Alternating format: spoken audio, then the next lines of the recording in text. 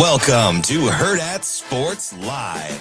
Suzuki, a step, Caulfield, and Risha, score! Magic at the big center, and a 50-goal season for Caulfield. The rotation, the ball movement, Holmgren with Leonard defending, shoots right over the top and knocks down the mid-range. Park sticks with him, a little bit of help, spin move, flip it in, and the foul. It's Tatum. Up the middle, Junior is right there. Wow! Finney picks it on the right side. Holmgren smokes one to deep left field, going back is Tawa, looking up, no chance, that's gone. Boberg and Rom both made double here at 13 in the previous grouping. Rose with a beautiful shot. He'll have a chance for birdie to get to 4 under par. Quality. Oh, maybe took a little peek as it went past the hole, and that'll be an eagle putt for Adam Scott at the 13th. Now Rory at 13. Delicate putt for birdie. Just nudging it in. There we go, Rory. He's within 2. Just like that, Rory McIlroy into second.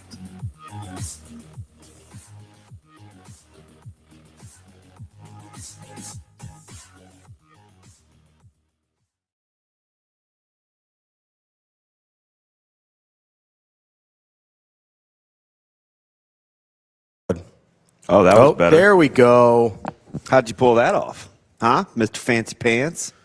I saw Austin get up to do something, so I'm assuming that fixed it. Good morning. Welcome into Hurrdat Sports Live. Oh, gosh, he's through the looking glass. Presented by Next Gen Mail Medical. That's DBM, Ravi, Lulla. I don't think that golf ball is going to bounce like that. This thing sucks. It didn't even bounce back to me. What kind of golf ball we got here? It's an Abco Sport, which is pretty plain label.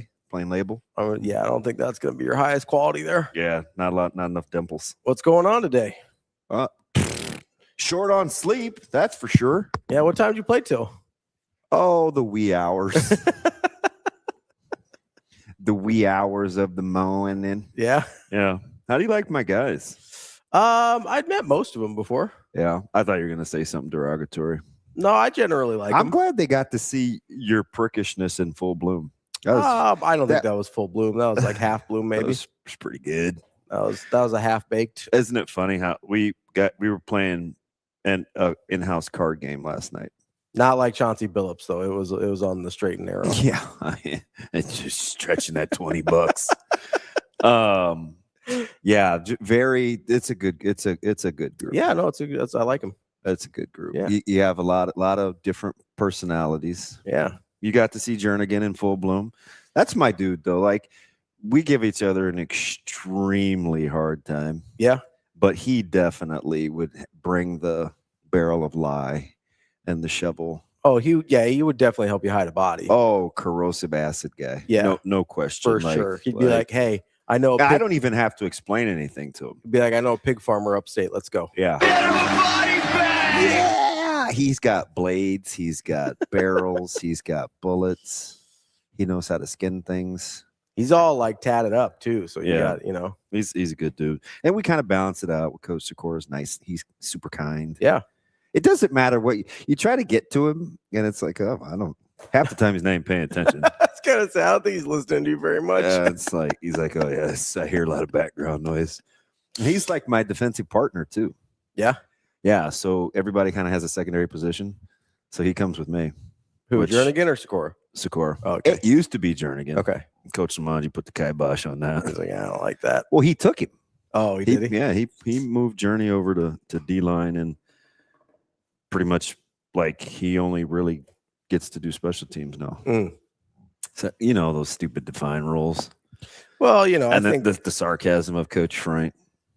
Yeah. Don't you always get the impression that you're being like sized up? So I've probably talked out of that group, besides you, obviously. I've talked to Coach Freund the most. Yeah, because he's the most accessible during a Friday night. Yeah, so on sidelines, I end up talking to him quite a bit during your guys' games. And the two hoops coaches. Although you did know Clarkie. Yeah, not super well. He's quietly extremely funny. I could see that. Like I'm telling you, he has some simple to him. Yeah, I could see that.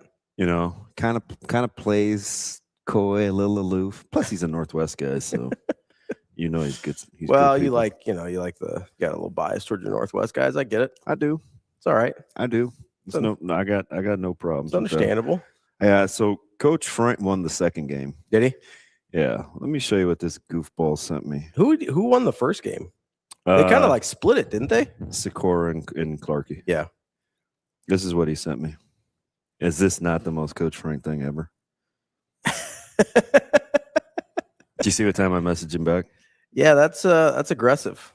Yeah, that was 3:20. Had you slept at that point? Maybe an hour. Okay. It was fine. That's not ideal. No, we're good. We're good. Did you watch any Masters yesterday? I watched a ton. So this is how so we drove in a torrential downpour. Oh yeah. To Ames. I mean, down and back. How was that? I mean, treacherous. Not the downpour so much as the Ames? Yeah. Oh, it was really good. Yeah. Yeah.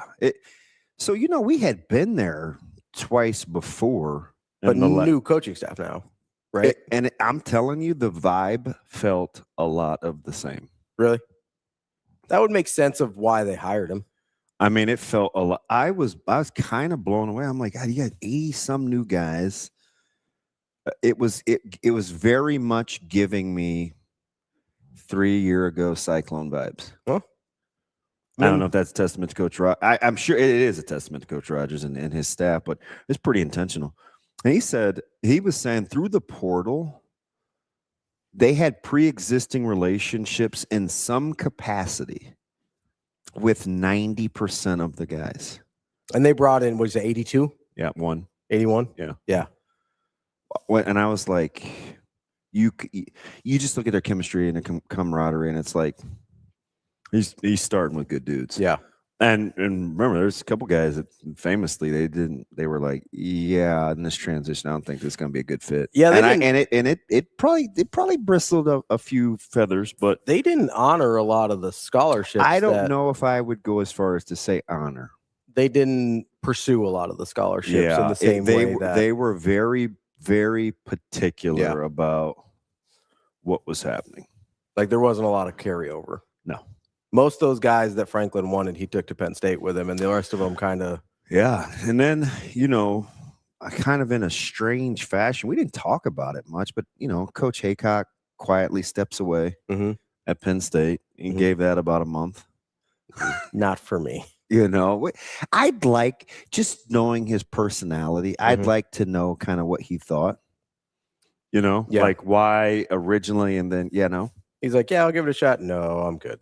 I'm just telling you, like, maybe he hadn't been to Happy Valley before, because it's entirely possible. It's not for everyone. No, and it may not make you very happy. Yeah, I would argue it's not for most. So we going down. I mean, just typical, just vintage Micah. I mean, we listen to a lot of NFL draft stuff. Okay, and I mean, he has strong opinions. Like they were getting into Bain, and he's a big Caleb Downs guy, and critiquing and sleepers. He's not a sleeper. And so we bounced around. I felt like we listened to Dan Patrick and Rich Eisen most of the time. Okay. And I was trying to pipe the Masters in through my phone because I can obviously watch YouTube TV.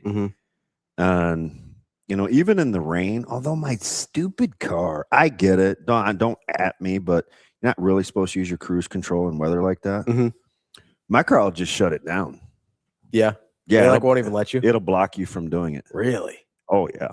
Like, it must have sensors. Sure. And then it says, it'll talk about visibility and it'll give you this traction thing. It'll shut the cruise control down. Really? That's interesting. And then when it feels like it's okay, it'll let you do it. It'll say ready. I'm like, you suck, safety ratings. What's Micah's hottest draft take? TK wants to know. His hottest draft take? Yeah, did he have like a scalding one? Yeah, so this is going to surprise you. He's a big watch the tape guy. He couldn't care less about measurables. he's just like, do you want to play or do you not? He said some funny things. Yeah. But it's off air because a couple of these schools he's comparing it to will be in on Wednesday, and I don't don't want to deal with it. Listen, man, dude is wild. But his so like, yeah. What was his hot draft take? He's very adamant about defending Ruben Bain and Caleb Downs. Because Downs, you don't really have any measurables on him. Yeah. So you don't really know. And Bain, the tape he's is a little fantastic. undersized. Yeah. But he makes plays and he's super smart. And he knows he's been in these meetings. And like Caleb Downs is telling people about their defense. Like he's kind of savantish. Yeah. And he loves Downs. And Bain, it's like, I don't understand. Like, it's all about it's. I don't either. It's, either you can play or you can't. He kills guys that are going to play on Sundays. All these guys are going in the first round, and he's kicking their butt like it's a guess on arm length. Like he just he bristles up at it. So his it's not really. I think it is kind of a hot take on Bain. Just in general, that he's as safe as anyone in the first round. And I hear a lot of takes on Bain. Yeah. But safe isn't one of them. Hot take. Hot take. I can't believe. I think he's one of the best players in the draft. I don't know if I'd call him safe, but there's guys that I see like going ahead of him where I go, why would you do that? Why would you Bain's tape is incredible. Messidor's is too. And I know that thing with Messidor is like the age. Yeah. And I can how much do you care about that? Don't you want to be old? Yeah. I was gonna say, how much do you like if you're a NFL team? Yeah, but conversely, yeah. What do they love about Arvell Reese? He's only 20. Upside. He's only 20. Yeah, he's also never done the thing they want him to do. Well, it depends. I mean, if he gets a Fangio guy, sure, in defensive philosophy guy, and he's going to be a stack backer. But for the reason that he's projected in the top 3 is you think he can rush the passer. Is because they want him to do a thing. Toothpaste. You want to get that off? No, I'm good. I already brushed my teeth today. Thank you. I'm good. Sorry. But yeah, the reason he's projected in the top 3 is to do something that he's really never done. Just rush the passer. I mean, that's got to be part of it. Maybe it's his versatility. You're not taking an off-ball linebacker in the top 3. Otherwise, Sonny Styles. I don't think you take a box air quote box safety in the top 8. I mean, if you're going to take a right or wrong, if you're going to take an off-ball safety in the top 3, Sonny Styles safety or off-ball linebacker. Yeah, Styles is better. So to me, Sonny Styles is the safest pick, and Sonny Styles is. I would agree. Day one, plug him in, go play ball. Safest pick in the draft. That guy's going to ball. Go play Sonny. He's got the tape. He's got the measurables. You just don't love his positional value. That's the only thing. He reminds me a lot of, and Austin will appreciate this. It's weird seeing Austin through the looking glass. Hello, Austin. I asked Austin if he liked tag team wrestling. He's not listening to us at all. I am listening. He is. He's. I'll give him. It's like the third nice thing I said. I'm over this week, but he's very good at pretending to not be paying attention. But he hears you. Like I like that because that's me. I'm a look away, walk off. I do a lot of weird things, but I'm paying attention. I think Sonny Styles gives me, not stylistically or anything like that, but the narrative around him, it reminds me of when Luke Kuechly came out, and they're like, yeah, he's going to go 11th overall, and he's going to be the best player in the draft. I'll tell you who he's out on. You want a hot take? Who? He's not out on. Not a huge Kenyon Sadiq guy. He probably doesn't trust the pass catching. He doesn't. You can't play him in line. Okay. He's not going to be an inline guy. But the same thing he'll say about Sadiq is what we try to sell you on with Love is teams have to acknowledge you're drafting a playmaker. Love is, he's a little bit of Jahmyr Gibbs. He's a little bit of, Bijan Robinson. Yeah. I mean, do you take a playmaker? Or you take a guy that fits. Or are you one of those guys, you can't take a running back. You know? I mean, you are getting, but I think you're getting the same thing with Sadiq. You're getting kind of a playmaker, but he just can't be an inline guy. Yeah. I mean, he's going to get ruined. So it's kind of funny that we're talking about this because earlier this week, hee hee ha ha. More like, a little too ironic. Yeah, right. ESPN put out a all film team for the NFL draft. So taking away injuries, measurables, narratives, just, hey, and it wasn't just, this could be film from any point in their career. So I'll give you an example, and then we can kind of go through the rest of this a little bit. Like for Nussmeier, they're like, hey, we really liked the 24 tape. Obviously, the 25 tape wasn't what we wanted to see, right? So they're like, hey, he is kind of our all-tape quarterback. Because out of the guys in the draft, they're like, his tape from 24 is as good as anybody's, and probably not named Mendoza from last year. And so if we're just going on what we've actually seen him do, he's probably our second quarterback. Interesting. So that's the example. Would you like to guess? Gosh, so I bet you, I know a guy they'd probably be torn on. Who? Can you imagine looking at first 6 or 7 game Ty Simpson That's versus back end Ty Simpson? Because the first 7 games in the season, I was like, that might be the best quarterback in the country. Like, can you imagine? Like, right? Yeah. First 7 games of the season, you're like, holy crap. That might be the best quarterback in the country. Yeah, and then he looked like horse poop. And then the back half, you were like, what's going on here, bud? Right. The running back is a guy I think you would appreciate being on the all-tape team. You've sort of, I don't want to say honked for this guy, but you've been an advocate. And he's less popular than a lot of people at the position. Price? It is Price. Yeah, Price is, sort of honked. I didn't want to go full honk on you. Listen, I said this. Price is a better runner than Jeremiah Love. Yeah. He is. I don't care what that's my story, and I'm sticking to it. You know who I thought of when I started reading through this, and they didn't put him on here, but it was a guy that came up last night on TV for all tape team. God, we didn't have any volume. What TV? The one right behind us. You couldn't hear it. He was too busy playing bad music. You brought this person up specifically. Like you noticed it, made fun of who was talking about it. Because it was Chris Sims. Oh, and I can't, yeah. And you're like, that might be the worst take I've ever seen. Oh, Zachariah Branch.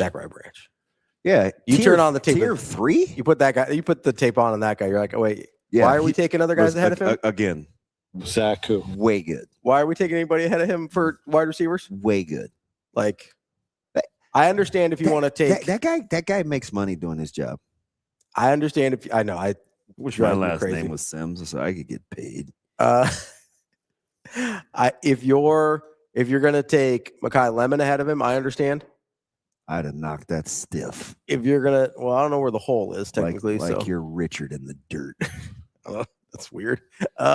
No, you have, guys tack. Never mind. I don't even recognize what we're doing. This is sleep deprivation. I understand if you want to take Tate ahead of him, but after that, I don't know why you're taking any wide receivers ahead of Zachariah Branch. No, I'm not that. Any other wide receivers? I think he's third. He's third for me. Behind? It depends on what your team needs. Behind Lemons and Limes? Well, here's the thing, AJ. Behind Tate and Lemon. Do you want to get football-y? Do you want my football Yes. mind? So I get the fact that people think I might need Greg Cosell or somebody inside the NFL. I get the whole number one thing with Tate. I do. But anybody else doesn't really matter because there are no real, you don't get a good boundary X, right? How many Jamar Chases are there? Right? Not a lot. The game is so different now because of pre-snap stuff. You motion to, you move guys around. There's so many condensed sets. So without traditional lineup, snap it kind of stuff, I don't know how much you need. Like a true X. A true one. Right? How many? Do you know how many balls Drake London caught? last year? Off the top of my head, no. More or less than 80? I would guess less. More. Anybody tell you that London is like a number one? No, because the way that the game is played, it's a volume pass catching league. Yeah, I mean, so like I would argue I'm kind of with Austin more than not, unfortunately, that anybody after Tate, it doesn't really matter. Yeah, 95. I think that might actually be the exact number. I don't know if TK Googled. Could I make an argument that it depends more on your quarterback? And obviously, like you're saying, offensive system, but those go hand in hand. I mean, maybe, but only reason I say that is because this was the Panthers last season, so I was researching as many receivers as possible. Okay, and interesting. Tatoria McMillan was the only receiver that truly fit what the Panthers needed because he could separate early at the line. You had a short quarterback who needed to release quickly and wanted to be in a quick release offense. And then he's also a bigger body that then when you get into red zone situations, you have a receiver for that. That is really well done. And I appreciate the fact you used his full government, which no one does. Apparently he doesn't like being called Tet. And he's not T-Mac either. He's not a basketball guy. I don't mind not wanting to be called T-Mac. I don't mind. I get it. There's already a T-Mac. So give me the very quick, fluid, correct pronunciation. Tatoria. Is the accent on the tet? Because you said Tatoria and not Tatoria. Yeah, I've just memorized what his mother has said in interviews, so I've just got that in my head. So always go with moms. All right, so we got the emphasis on Tatoria. Except my mom would say peanut, and that's not my government. No, but that's what she calls me. It's pretty embarrassing. Sometimes she goes, Damon? That's why I love you. I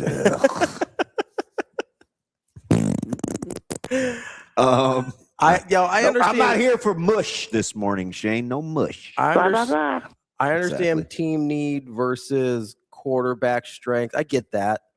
But in a vacuum, I think you're right. I don't think it matters nearly as much as we make it out to be like, oh, he can't be a true one. It's like, well, I mean, was Cooper Kupp a true one? Because he kind of dominated the NFL there for a minute. Yeah. Like what? How about who? Listen, if you didn't see Puka Nacua statistically, yeah, you calling him a one? No.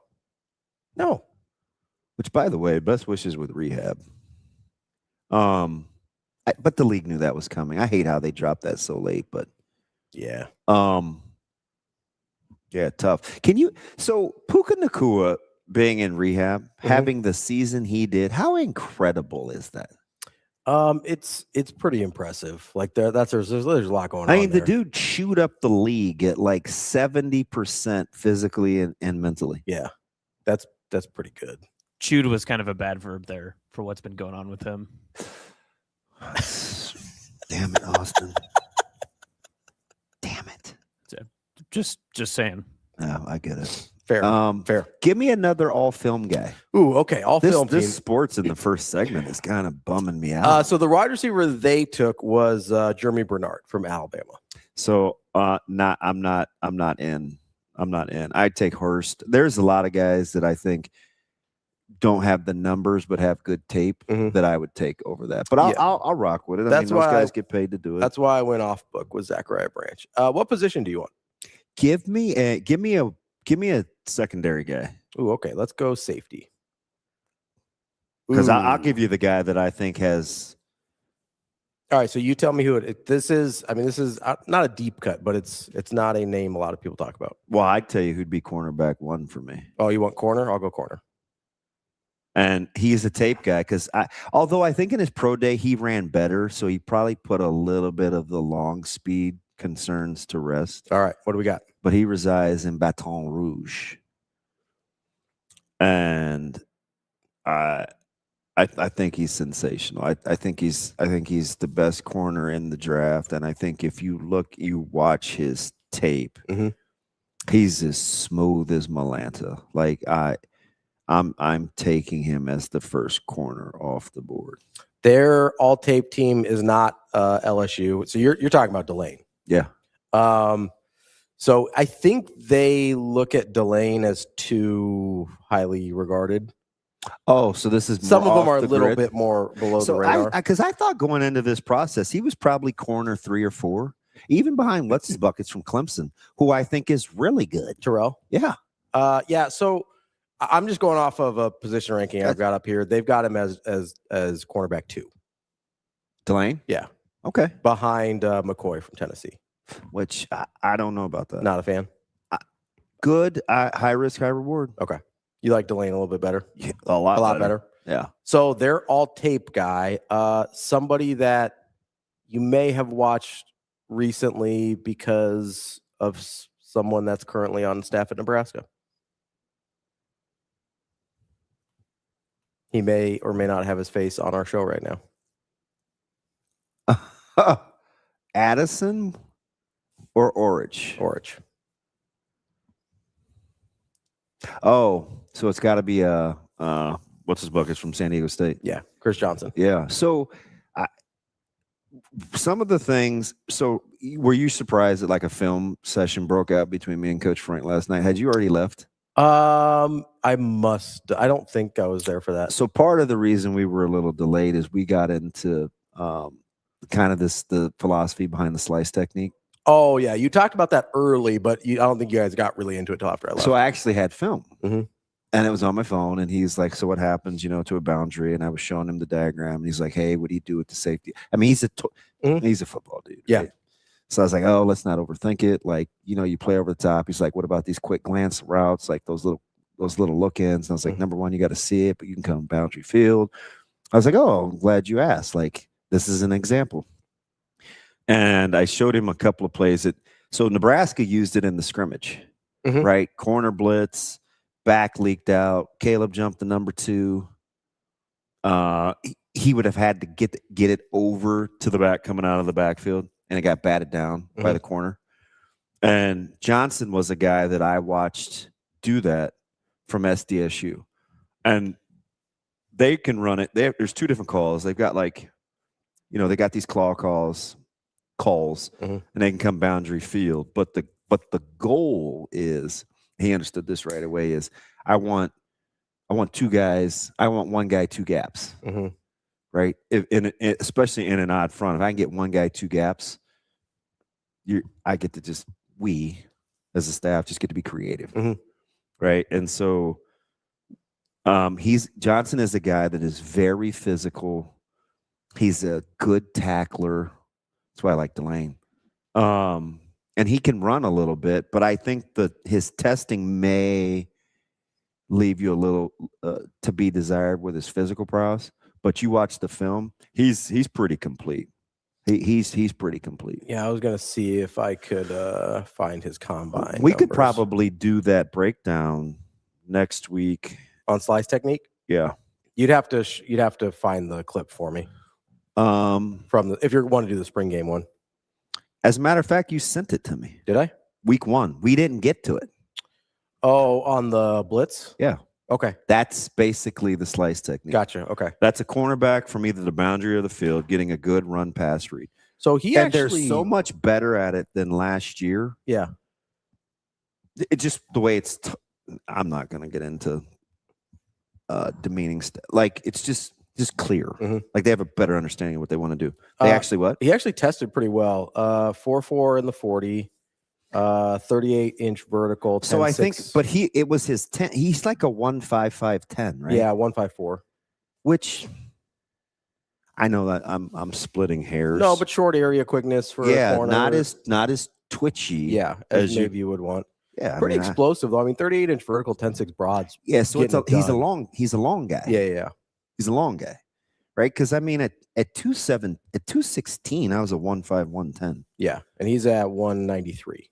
You know what I mean? Yeah. So it's like pretty good. I mean, he's a legit 6 foot though for a corner. That's not bad. No, not at all. Yeah. So not at all. Which, by the way, how about the freaking Breeze is 72 inches on the dot? Yeah, 6 foot on the dot. Yeah. So he's a little bigger than Caleb already. He's significantly bigger. Yeah. He is 6 foot 191 yesterday. Caleb graduated at 184. Yeah. Yeah. He's still 15? 16. 16? Yeah. Yeah, he's got some room. Anyway, that was a little, because he says the numbers, and I was like, how the flip are you triple jumping it? He's at Benson today. I'm praying it gets. Is it bad? I want it to get canceled. I mean, well, he doesn't have his jump coach either, and he's running the 4x. Yeah, yeah, because I think Coach Lloyd is going to Florida to watch. Oh yeah, to watch Jalen. Gonna be out of there. Yeah, you imagine your track. Yeah, hey, look, guys, spring. I got to go see my son. Good luck, guys. You're in good hands. You'll be fine. Yeah. Any other positions you want to look at? D-line. D-line, edge or inside? Ooh. He's got another hot take. Okay. What is it? He still would worry about Bailey stopping the run. Oh, for Tech? Yeah. Yeah, I'm not. I mean, listen, I don't want to say I'm not sold on Bailey. You take a top 4 guy as not an every down guy, or you think he's an every down guy? I'd be concerned about him not being an every down guy. Although this year he was significantly better against the run. Yeah. That would be my concern, is holding up against the run. I mean, Stanford, he was definitely situational. If I could only play him, like, this is a weird old reference, but like Alden Smith, if that's what I'm dealing with, like, Niners. Yeah. I was like, Missouri? Niners. And he ended up being good for like 2 years before he had all of his personal issues. But I forgot how he flipped out. Yeah, he was really good for like 3 years. But he was very situational. Mm-hmm. But I think he got to like mid-teens in the sacks. Yeah, give me an edge guy. So the edge guy, this was a good call. Okay. We saw him up close and personal, and I think we were all both like, that guy's pretty good. Give it to me. Barham from Michigan. Oh, yeah. Yeah. Yeah. How about that Monday? Yeah. I was like, that guy's pretty good. And, we were getting pushback because he just got to get in that wide 9. Yeah. But he is explosive. Matter of fact, Coach Lulla, we talked about him specifically. Yeah. Well, and Barham, he talked about Barham specifically specifically because he goes, everybody's enamored with his get off, and rightfully so. He goes, but watch him use his hands. Yeah. Like, you'd go to pass set, and he was literally like, you couldn't get into him. No. And he's not even listed for ends. He is not listed. Probably not top 10 in the top 10. Yeah, I wouldn't think so, because you talk about a guy that has to prove he can stop the run, and he's inexperienced. Yeah. Right. For the way that they used him. So they've got him at outside linebacker. They've got him at 7.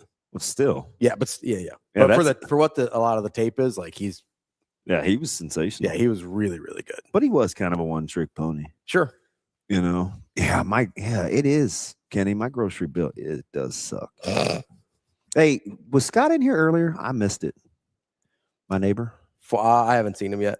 For defensive tackle, they have. Oh, there he is with the peanut. Hey, Scott, what time he could just text me. What time do you guys play Sunday? I'm kind of hoping for rain. Oh, for your baseball league? Yeah. Why are you not trying to play? It's early. I want to go to church. Oh, it's 9:30. It's far too. We play at Carter Lake? Oh, geez. No, it's not Carter Lake. We're north. Where the crazy people hide in the hills? Oh, Scotts Bluff. No, not the hills have eyes. I mean, like the albino people stories. Like MP Dodge? Yeah, I think we play. It might be Dodge Park. Again, albino people in the hills. Scotts Bluff. Really? It's just some Sydney hate going on over there. Yeah. Oh, no. Yep, he is right. It's Carter Lake. Okay. That's Carter Lake. No, I think Dodge Park is the albino people you're worried about. Yeah. Is that Dodge or Hummel? It's Hummel. Hummel's the albino people. Yeah.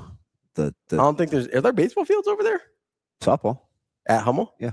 Because I know there's like softball fields at Dodge Park, like down by Florence. Yeah. I think I played there. I don't mess around.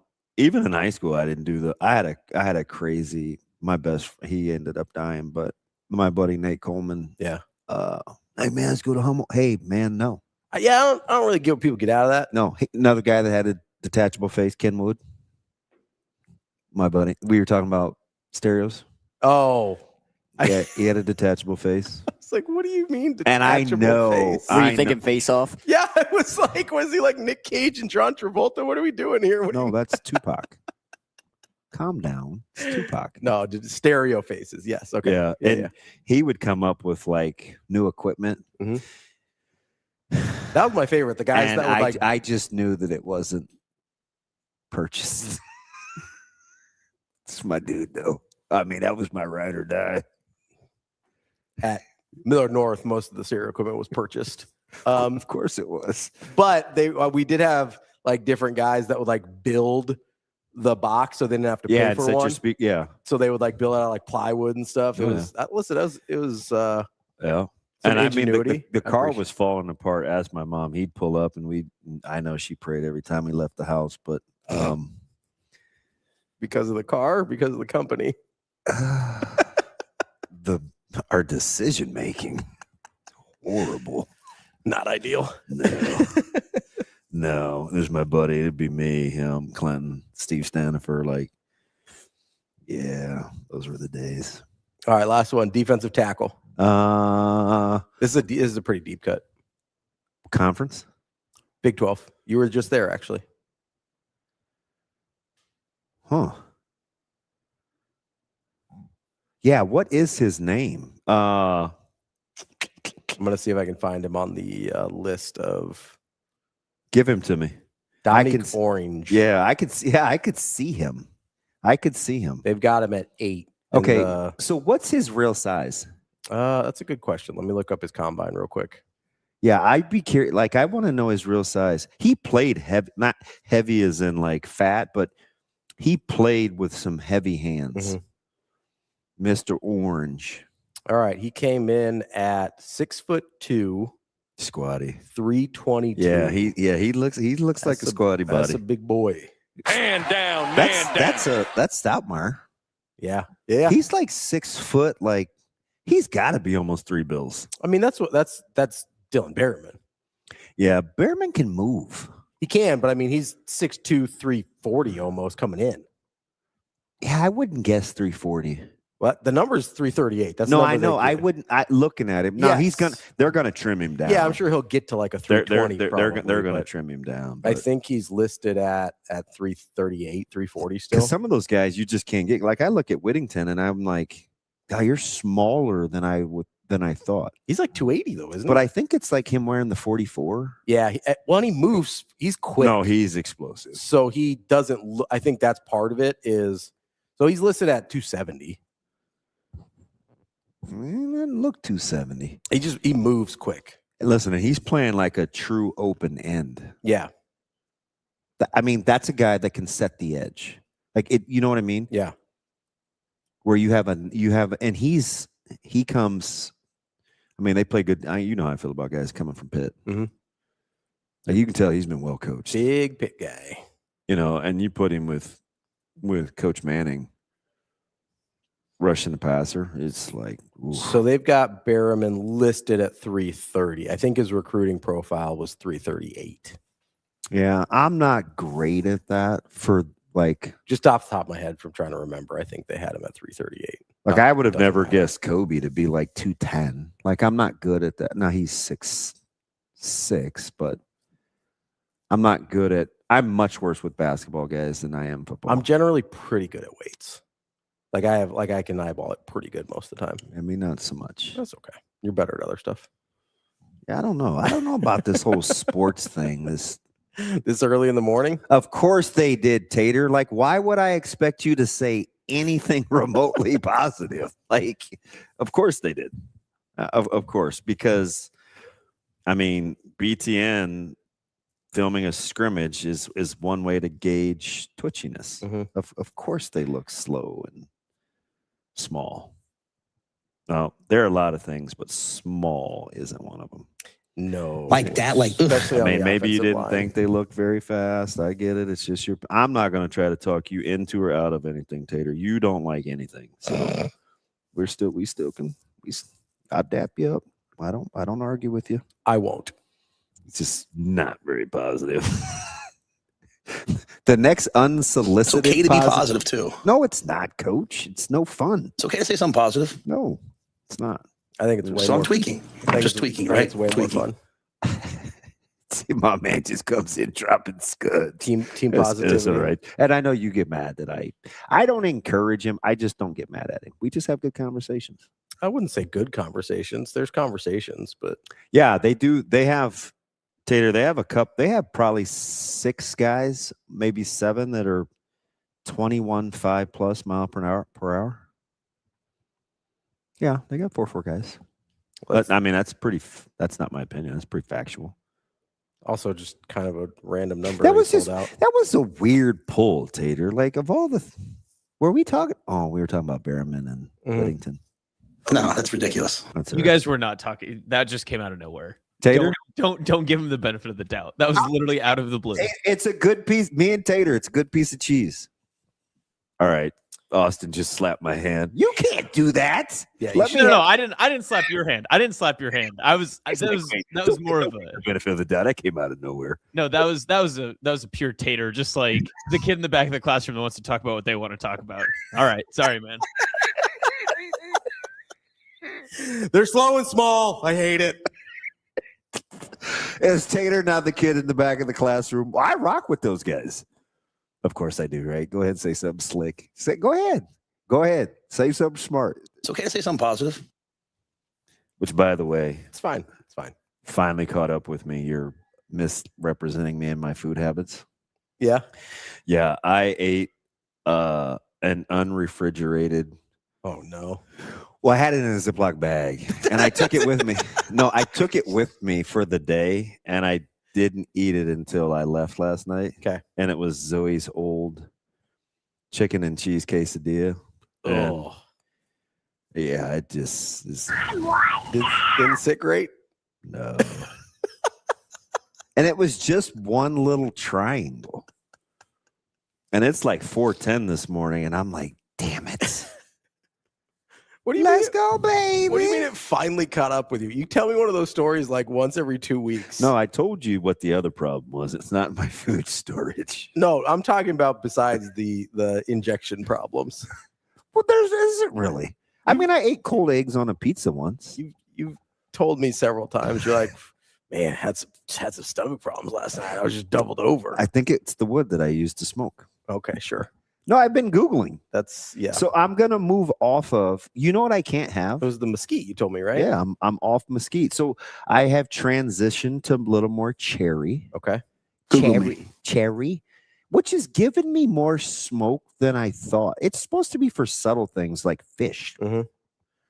But cherry is not bad. And it doesn't, I was out on cherry wood because I thought it would be a little I thought it was going to be like a little too much, or it's going to be fruity. Yeah, whoops. What were you going to say there? Nothing. Like the seltzers that I like? Dude, how about Clarky with the White Claw comment last night? No, that was Freud, I thought. No, so Clarky goes, hey, nobody's touched the White. I still have a full thing of White Claws. Nobody's touched that since. Yeah. So how about how we were the only one outside of me trying that terrible Yingling, the only ones that weren't really drinking. Yeah. Yeah. I mean, So that it could have. well, so everybody in my else- defense, you know what it could have been? What? Could have been that new Gatorade, the low sugar. It wasn't. Why wouldn't you read the label? You were getting mad at me. No, I didn't know what you were pointing at. I didn't know if you wanted me to look ingredients or macros. Like, I didn't know. You were just like, look at this. You Gatorade. basically said, "Get this away from me," and I was like, "That's Austin." I needed help because the. What do you mean, Hubert? I meant the print was so small on the deal. Yeah. I was like, "Here, read this." And you're like, "What do you want? Why are you showing me this?" I didn't know what you want me to read. It There's made a it seem lot like of you stuff were in on a the- hand or something. I mean, I was. There's a lot of stuff. I was like, "Oh, sorry." There's Here's a the lot hand. of stuff on the label. And I couldn't read it. Didn't and know if you and I wanted didn't have my glasses. Calories or sugar or ingredients or what. Yeah. It wasn't the Gatorade though. It was definitely the lukewarm chicken From 2 days ago. 2 dinners ago. Yeah, no, yeah. It was definitely that, not the Gatorade. Yeah. I love how you'll Google what's bothering your stomach in terms of like, is it the mesquite? But not like, hey, is it the fact that I left this meat out for 2 days? No, it's fine. Like, I love how that's your process of elimination. Like, It can't be the fact. It wasn't even enough to bother me. It was like a tortilla, and it was only one triangle. So for her, I go down, across, diagonal, diagonal. That's how small it was. Yep. Doesn't take a lot of bad chicken. No, the chicken was good. Doesn't sound like it. It's just room temperature. It's gonna be on. How long was it room temperature? That's the concern. Yeah. Chicken's one of the worst, to be honest. Chicken and shrimp are your worst ones so far. So I found a nice little deal at shameless plug at Costco. It was Chipotle pre-done. Oh, I've seen that. I saw it on TikTok. It's legit. Yeah. I mean, I doctored it up. Yeah. I doctored it up, but it'll suffice. Yeah. No, it looked good. Yeah. I'll have to maybe look into that a little bit. You get it now. It's like $11.99. Make myself some quesadillas. The package is smaller than you think, and it's not air sealed. So of course I cut the bag open. The vacuum and I sealed. vacuum sealed Yeah, it. of course. Hey, I did a student interview. You wouldn't want those germs to get in before you cook it, but afterwards, not a problem. Exactly. Okay. So Caleb was like, "Hey, there's this guy in my class. He's communications. He wants to do an interview." So I did an interview with him day before yesterday, and he goes, "I got to read this to you." Mm-hmm. And he's a total sports head. And he goes, I got to read this verbatim. Now, keep in mind, I literally just met this guy Tuesday. Okay. Right? Called him on, he hooked it up. He's like, hey, my name is Cam, this, that, and the other. And he goes, hey, appreciate your time today again. If you'd like, I can send over a vacuum sealed copy of my final draft. I know how much you love that. I was like, damn, got by the college student. I'm like, Fudge, you must really listen. Yeah, he got me. It's fine. I ate it. I gave him the laughing emoji. I was like, touche. Sometimes you just gotta eat it. Yeah, listen. But not the 2-day-old chicken. Tater, it's okay. You can sit in the back of my classroom. I have a bad kid's endorsement. I'll say, what was your endorsement in? Mild to moderate behavior disorder. Okay. Hey, Shane, before we go to break. Yo, what's up? How do you like how all 5 of my golfers are 2 over or better? Yeah, that's fantastic. Yeah. Mine are not. So how about I'm kind of closet cheering for – who am I closet cheering for? It's not even closet. Corey Connors? Heck no. Jason Day. Yes. I told you he's going to play well 2 days. Yeah, you like that guy. I just don't know which 2. Yeah. And apparently it was yesterday. Hopefully we got one more, and hopefully the 2 bad ones aren't as bad. Yeah, you're just trying to get to moving day, right? Like, yeah, Rom did not help me out yesterday. That's such a dice roll. I don't know why you do that. It's a high ceiling. I get it. High ceiling. I mean, and he'd been playing well. He'd been playing about as well as anybody for the last 3 months. And I had to process through Morikawa. Yeah, like I need him to hang in there. Rom had been playing as well as anybody on tour for like 3 months. Yeah. So it's like I was like, oh, and he usually plays okay here. How about Rory going 5 under and couldn't even drive it worth a crap? Yeah. There's gonna be some low scoring. Augusta's gonna be messing with those pins today. Oh yeah. I guess it's been 9 straight years with double-digit under par. Yeah, it's pretty pristine out there. So they weren't even getting much wind. I think they're going to try and keep those scores down. Yeah, you can't just blister Augusta. No, I mean you can, but then they get mad and they mess you up a little bit. They're not going. They're not going to stand for it. They're not going to stand for that. Does Roy? You think Roy has 2 good days in him? Yeah. I don't mind Oberg, but no, Oberg's in good and coming from behind either, because I just don't want him to have a lead on Sunday and go all tinkle. Right? Just stay in the mix, run them down from behind. Yeah, I mean, you don't even need him to win. Just it is be about in the money. hunt. It is just about be the in money. the hunt late. It's about the money. You chase him down a little bit. And low key, Oberg kind of has some tendencies as well. No, that's the thing, dude. My man. I mean, he went bogey triple last year after he was tied for the lead with Rory and Justin. I'm well aware, dude. My 2 bad students are going at it with one another. Kobe and Tater. I got to keep them both in my class. I do. Why? Well, Wait, I didn't say anything, Tater. Why? What do you mean follow me blindly? I didn't. They're still talking about the 4.40s. And you said there's probably however many guys that run below that. Dude, I get him the data. I know that's the thing. There's there's like a big ribbon. No, there's a board when you go in there, and it's like the 21 mile an hour club. Like you can see it. Yeah, and he's just saying like, "Give me names, give me names." Is Tater on your draft board? No, so he's unless he came in under a different name, he wasn't in the original. You guys, because we have so many more people now. Yeah. He wasn't on my original bad kid list. He wasn't on the original troll board. So the original bad is the troll board is my name at the top, I assume? No, but we were debating over whether we should give you and Rico a team to draft in the summer. So originally the preliminary list gave me Kobe, captain, and game dog. Yeah.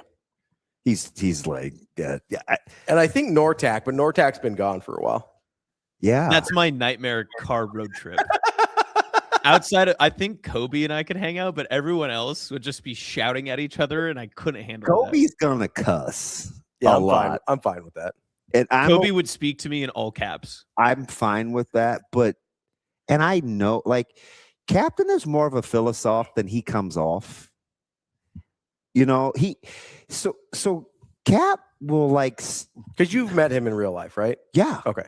So there's sometimes you guys aren't going to believe this given his personality in here. Mm-hmm. But like one day he sent me like this picture of the sun coming up. Mm-hmm. It was, Austin, I'm trying to have a moment. Kobe says, Austin, we will be chilling. No, Damon, I just know. I know how this story probably already ends. And I definitely know how it ends. It's like last summer, right? Or 2 summers ago. What was the caption? And he said, beautiful sunrise today. Have a great day. Jesus Christ is king. There it is. I knew it. I 100% knew as soon as you said sunset, we were getting a Jesus Christ is king in there, or whatever it is. Yeah. I don't care. It's like 5:30 in the morning. He then proceeded to call Matt Rule like terrible names after that. And listen, I don't judge. I do. I do. Someone has to. Listen, Austin, I've been in a car with you. You and Kobe, if Kobe's anything like he is in here, you guys aren't chilling. You're not. I think they would find common ground. Because you know how he seems very normal on this job? He was not driving that car. I think I've spent enough time around Austin to get a good sense of his personality. Yeah, he's closet crazy. I don't think I change at all. I think I'm the same person 100% of the time. He's closet crazy. I laughed the whole time. The whole time. Yeah, no, he's funny. Yeah, so I got those 3 on the original draft board. Now we're gonna have to shake that up.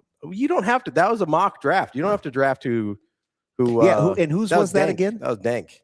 Yeah, he needs to pull that back. I wonder if he still has that. Yeah, you don't have to draft who the mock draft tells you to. No, I know. It was just a preliminary blueprint. There's so many people. I don't think we can. We have to. I need people to officially declare themselves for the draft. Okay. So we know who wants to be involved. That's fine. I need you to go to chat. I want graphics and everything. I want you to go to Chat GPT. Do they have to say thank you to their university? Yes, Right. Whatever university they're leaving, whatever sports talk show they're leaving to declare for ours, they have to write a thank you note, because that is a thing you can do when you leave somewhere. You can say thank you. Yeah, and I'm just telling you, like, you guys need a different book. You need different types of people. No. Yeah, you do. Do you think Signetti's like, hey, I need lots of different types of people, or do you think he's like, hey, I need people to do what the F I say? No, but I do know, like, let's say I do have captain and game dog. Yeah. Right? Game dog's going to probably make me mad. Captain's going to talk me off the ledge. And Kobe's going to be like, stop crying and blah, blah, blah. And I'll be like, oh, okay, I got to get, like, you need like, nah. Yeah. Yeah. I run a tight ship. I got it. Yeah. Because I'm telling you, you're not going to believe me because he makes you mad. I know Captain makes you mad. He's not a bad dude. So here's my problem. He's not. No, here's the problem, DB. And we've talked about this before, and I'm going to say it again. Here's the problem. What? Is just be like, you don't get to be like, hey, I'm cool in person, and then act like a total jackass online. You're not going to like Dixie. That's fine. That's totally fine. I'm just saying, like, this was my problem with Bulk Dog. He's great in person. Quit acting like a weirdo online. Like, it's not that hard to just be the same person on the internet that you are in real life. You see, this is the guy that my coaching staff saw last night playing cards, Austin. You just can't, like, I'm not here for that. Be the same person in real life as you are online. I hate this, like, oh, I'm behind my computer screen and no one can see me, so I get to say whatever craziness that I want. Like, I'm not here for that. I am not here for that. Like, be the same person on the internet as you are in real life. It's not that hard. I hear you. It's not that hard. That's like, would they make the ESPN film thing? The all film team? That would be the all social media team? No, that would be the not on my board team. Anybody that is a totally different person online than in person, not on my draft board. I'm out. 100% out. No, Husker, no, we know you're nuts. We like, how about his picture game online? Oh no, it's Husker, no, it's like, I think he's crazy. Like, I'm just not doing that. That's one of my biggest pet peeves. No, I know. It's people who are different in one form than another. No, I understand. Because one of you is full of shit. That's like one of them. I don't know which one, but one of you is. This is your fault. And I'm guessing it's the one that doesn't act like a jackass. That's usually the one that's full of shit. Because if you've got jackass in you and that's what comes out, that's usually the real you. It's okay. I'm not doing it. It's not that hard to be the same person.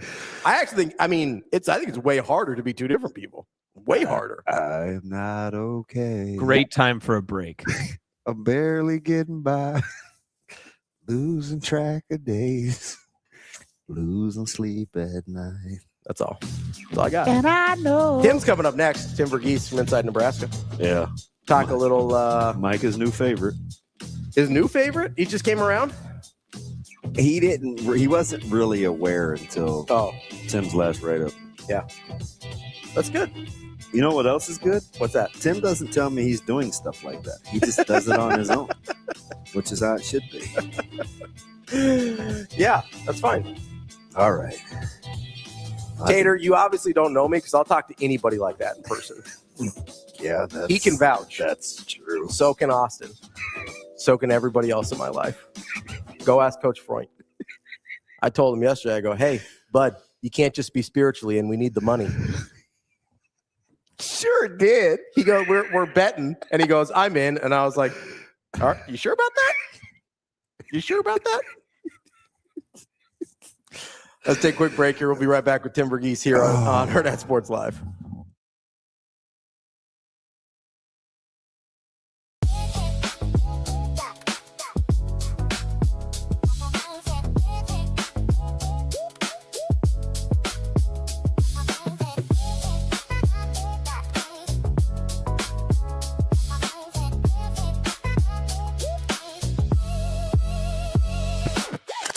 I think obviously this season for us has been consistent and inconsistent at different times, so this is kind of part of riding that wave, I think, for us.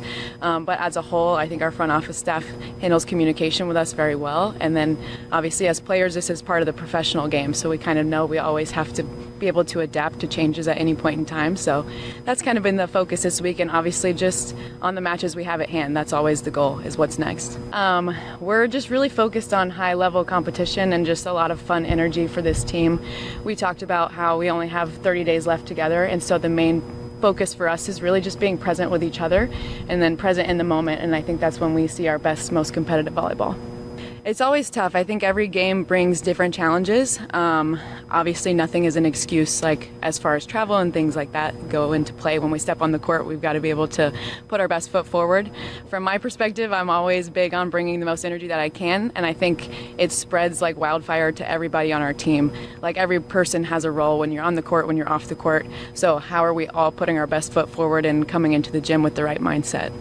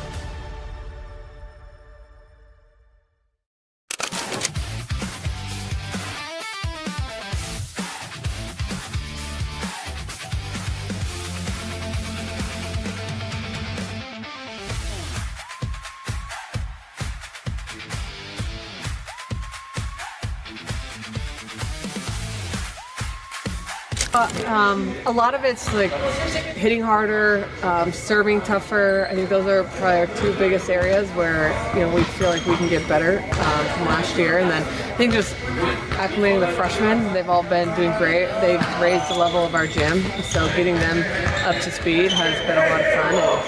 And it's a short spring for us when we only have 4.5 weeks of indoor, so we got to hit the ground running. I mean, this is spring, so it's sort of like a glorified practice, and we get to, not only do we have to play against an opponent, but in front of fans and have that added pressure and a different vibe, and I think that's what this team needs. And when we're ready for things, we need to continue to push them and not hold them back. So I think we're ready to play. We have a deep roster, so we're not going to be overworking anybody on Saturday. Everybody's going to get to play, and I think it'll be really fun in a great arena, and I know the people in Sioux Falls are pretty fired up for it.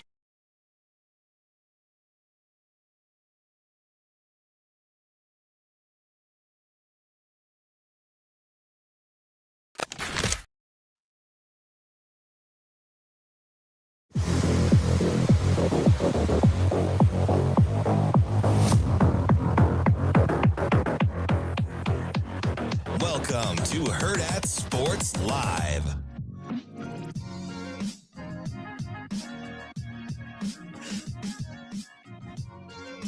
Good morning. Welcome back. Hurrdat Sports Live, presented by Next Gen Mail Medical. That's DB. I'm Ravi Lulla here at Hurrdat Sports HQ. We are joined now by Tim VERGHESE from inside Nebraska. Tim, what's going on, buddy?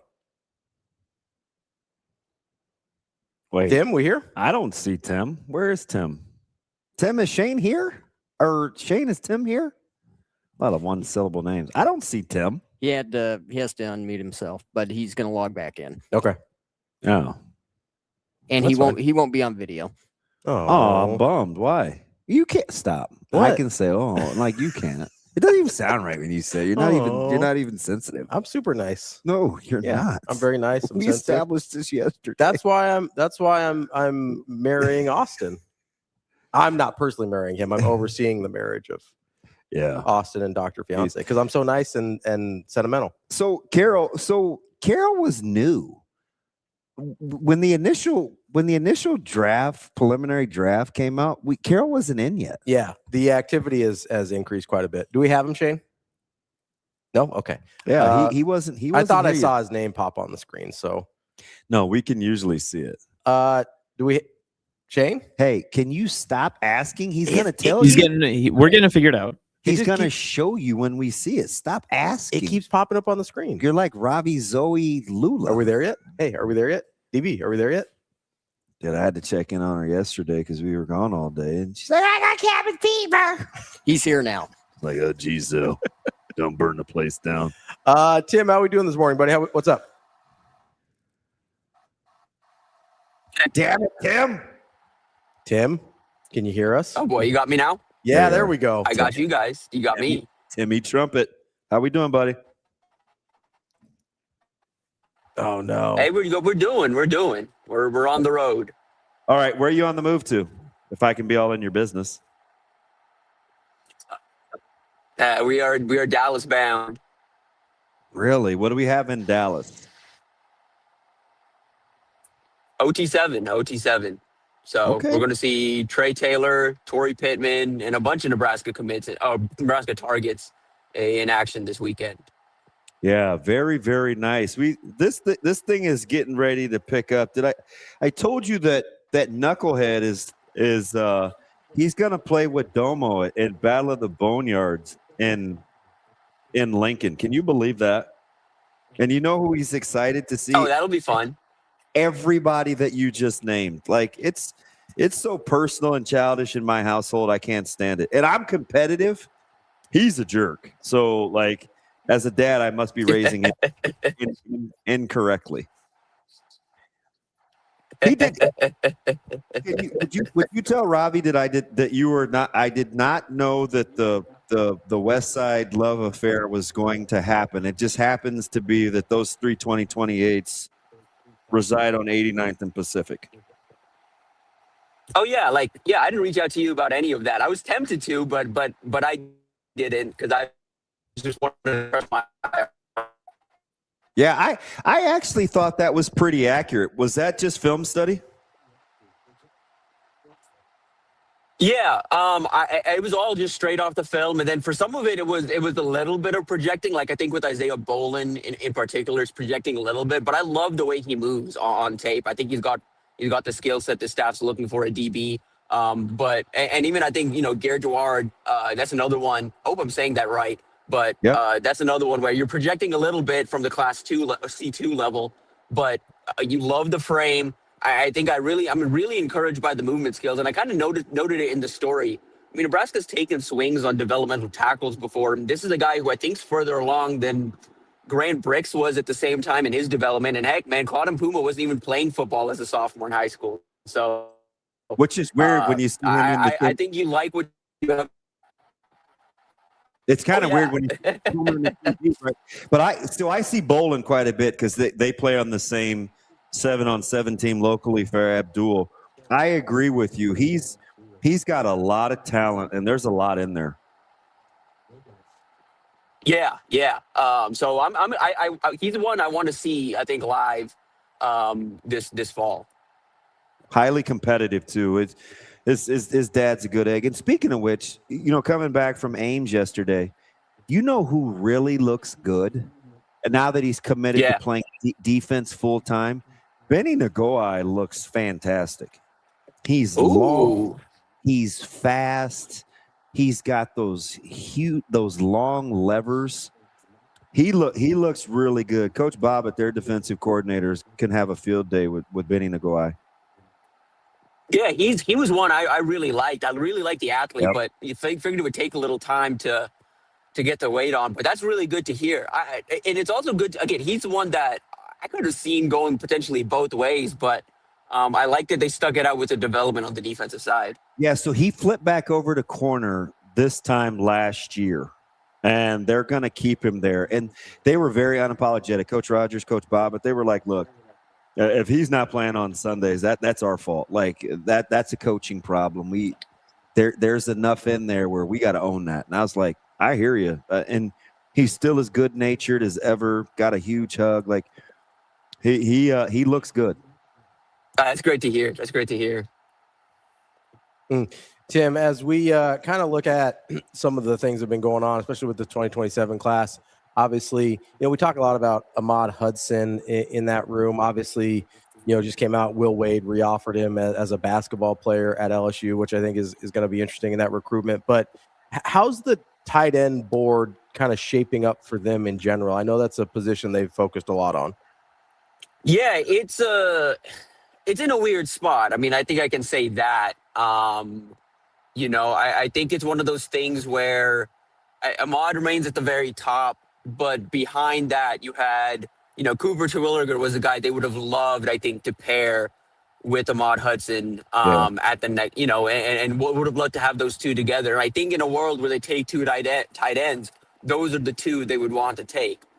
But now you're at a point where, I mean, they've fallen out of, hey, like they might be the team to beat for Cooper to, I kind of think they're running in third, if not worse than that at this point. They have slipped out of contention from that recruitment, which, it happens. It's part of the thing. And I think the big reason why is I flipped my prediction this week over to Penn State. And I just kind of think that's where things are potentially trending is he went out there for a visit since that staff got over there, and it's been getting hotter and hotter since. It was, I mean, I would say this much, I thought coming out of what am I trying to say here?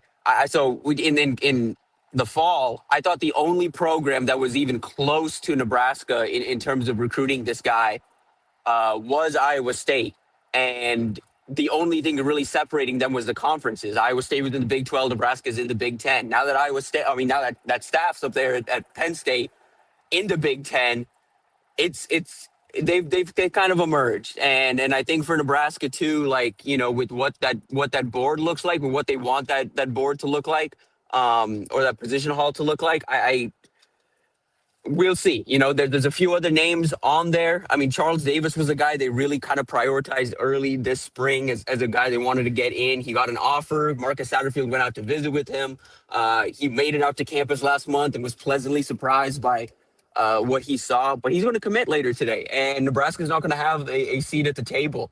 And so, you know, what's next? And that's kind of what I'm waiting to see. I know they have a few irons in the fire. There's a tight end, Colton Johnson out of Tennessee, that they've been monitoring and have an offer out to that they'd like to get to campus. But here's the thing. I just put up an update on Ahmad Hudson yesterday, and, you know, the Will Wade re-offer, you know, came after that story where, you know, I kind of noted in there, hey, LSU hasn't really pushed as much as you would think. They were getting on ready the basketball side. Dang ball. That's what was going to happen. But again, the thing is they still have to earn this. Look, like I think the thing is that, yeah, there's an offer on the table in both sports. And not just like again, like not just an actual like, hey, offer from a like scholarship standpoint, like, hey, from an NIL standpoint, LSU is going to be competitive here. Like, of course they are. Nebraska is going to be too, but I still think to this point, Nebraska's been the program that sold them on the most well-rounded development possible. I think they're the program that, you know, continues to stick out in that regard. And what might give Nebraska the edge moving forward is I don't think enough people are making or talking about the relationship that he has with Trey Taylor. There's not a single other recruit, or I mean, much less quarterback in this cycle that has that kind of recruit with that player. And so for that reason, I kind of think this is something where, look, I think the national narrative is that LSU is the school to beat and they're trending and all of that. They still need to earn this, and I don't think that sentiment's changed. There's still a lot of confidence coming out on Nebraska's end in regards to this recruitment. TV, let me ask you something, because I think it's really interesting in the styles. Like there couldn't be more of a in my opinion, between Coach Hoiberg and Coach Rule than Lane Kiffin and Will Wade. Too much or too little made of that, considering that it is a legacy deal in Baton Rouge? I think it's a little much just because of the whole legacy deal, and ultimately it's like, look, like if he's looking for, like, when it comes to development, I think both sides have something to offer. But if it's coming down to, okay, which one of these coaches are really going to look out for me? Which one of these coaches are like really going to, you know, like check in on me and make sure I'm taking care of business?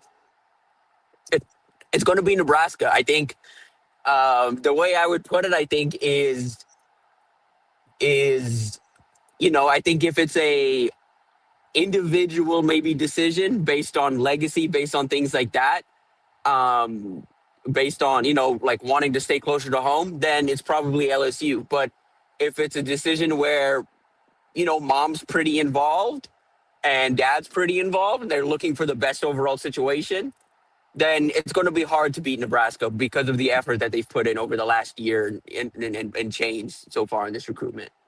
Coincidence, level of surprise? Hey, knock it off. That Tay Ellis, who unfortunately, I'm getting a really good chance to get to know, shuts down his recruitment.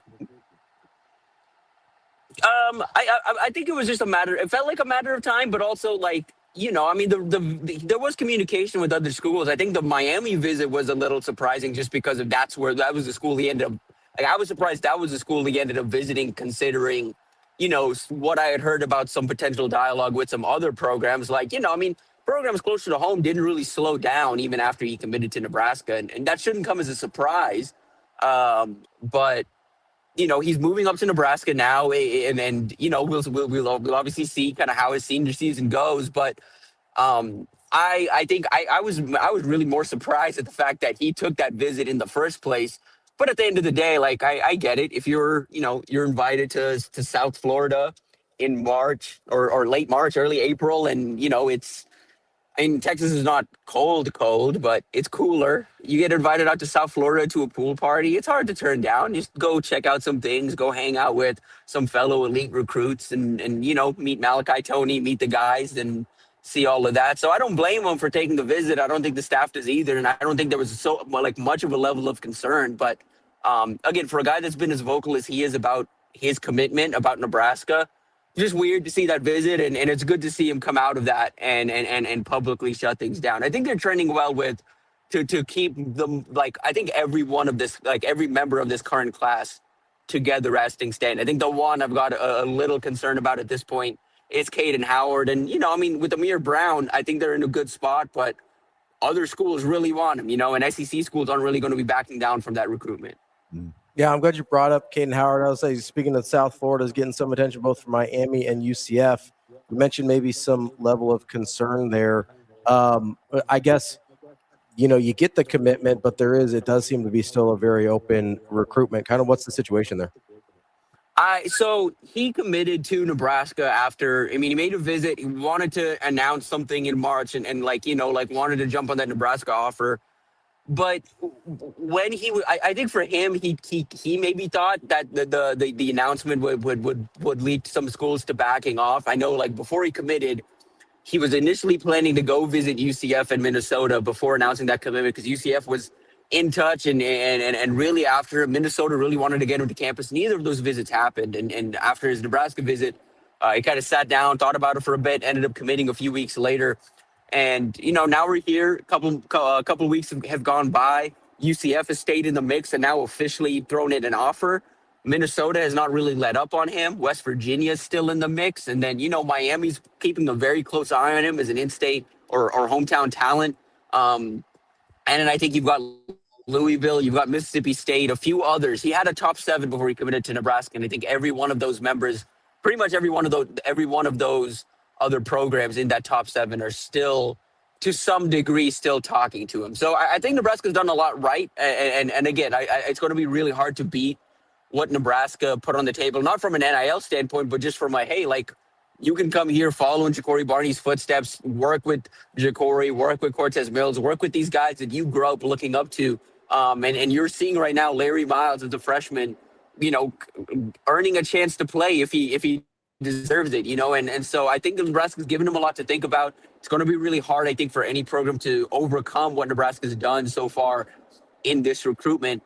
But if that something were to happen, Nebraska has options. I think receiver is a position right now they're not super worried about based on what they currently have in the building and what the board looks like. They could go up, they could take a few more if they wanted to. I think they're well positioned for a third edition if they want to make it in Isaiah Alvarez. But they have a few different irons in the fire at the receiver position. So I don't think it's one that they're stressing about too much, even though, of course, they'd love to have keep Caden Howard committed through the finish line. TV, it's a little different for me, so I'm trying not to ask a leading question. I like to talk about the importance of the 2026 season because Nebraska, with the roster construction, has a chance to finally be old in a year, where I think it could be really advantageous from a development standpoint. I didn't really look at it from procuring the 2027 class that could considerably be very high ranked. Do you correlate the two, or do you think 2027 class is independent of what happens in 26? No, I think there has to be a correlation. I think there's guys. I think I'll say this. I think the floor of this class is relatively defined, barring something completely unexpected happening this season. I'm talking about on the field, something that where the floor falls out for this team or whatever. Something happens, but relatively, again, barring something like that happen, I think the floor of what this recruiting class can be is relatively set. But I do think the ceiling can be greatly impacted by how they perform on the field. And that requires overperformance, which we know what that schedule looks like. We know how hard it is going to be to overperform. And we also have to keep in mind what overperforming potentially looks like relative to the schedule. To me, I think 8-9 wins is potentially overperforming. 8-9 wins I think is enough to get some guys in this 27 class to turn their heads and look at what Nebraska's doing. I think that's enough given the schedule, given what this team is. I think I would say I know I've seen some national hand wringing about it. I don't think there's going to be too much of a level of concern from a recruit standpoint if they go if they hit 6-7 wins. I think that is relatively where expectations are at. I don't think anyone on the is doing anything to set expectations unreasonably high, and for that reason, and I think the recruits who are committed, the ones that are out there and looking at Nebraska, are looking more so at the schedule, looking more so at what this team is and what this team is building up to, and they recognize what this team is, what this team is going to be in 2026. It'll take a lot coming together for this team to overperform, and so I think for that reason, there's a correlation I think in how this class can ultimately finish. I don't necessarily know how much I would correlate this class's floor with what could happen on the field, because I don't think 6 to 7 wins, even maybe 5 wins, depending on what the margin looks like in some of those losses, even 5 wins, I don't think you're going to see mass, departures from this recruiting class by any means. I think a lot of these guys are locked in and more so into what this program is building, and less of what's going to happen on the field this fall. 5. Wash your mouth out, TV. We'll see. We'll see. We'll see. All right. Let me Ravi's pretending to drink my scoop. Sorry, can I schedule talk with him real quick? I know you don't like this. Just give me a minute. He opened the door. Okay, bye guys. He opened the door. Tim, so I know what the general perception is of Nebraska this year, and what the odds say. The number somewhere between 5.5 and 6.5 wins. I know what the schedule looks like. Would you hear an argument that Nebraska would not have to overperform? And what I mean by overperform is beat somebody that is clearly better than they are, and they could still get to 8 wins. What the heck is overperform? I'm using his term. All right. Could I make that argument to you, Tim, that they could get to 8 wins without beating anyone that's clearly better than them?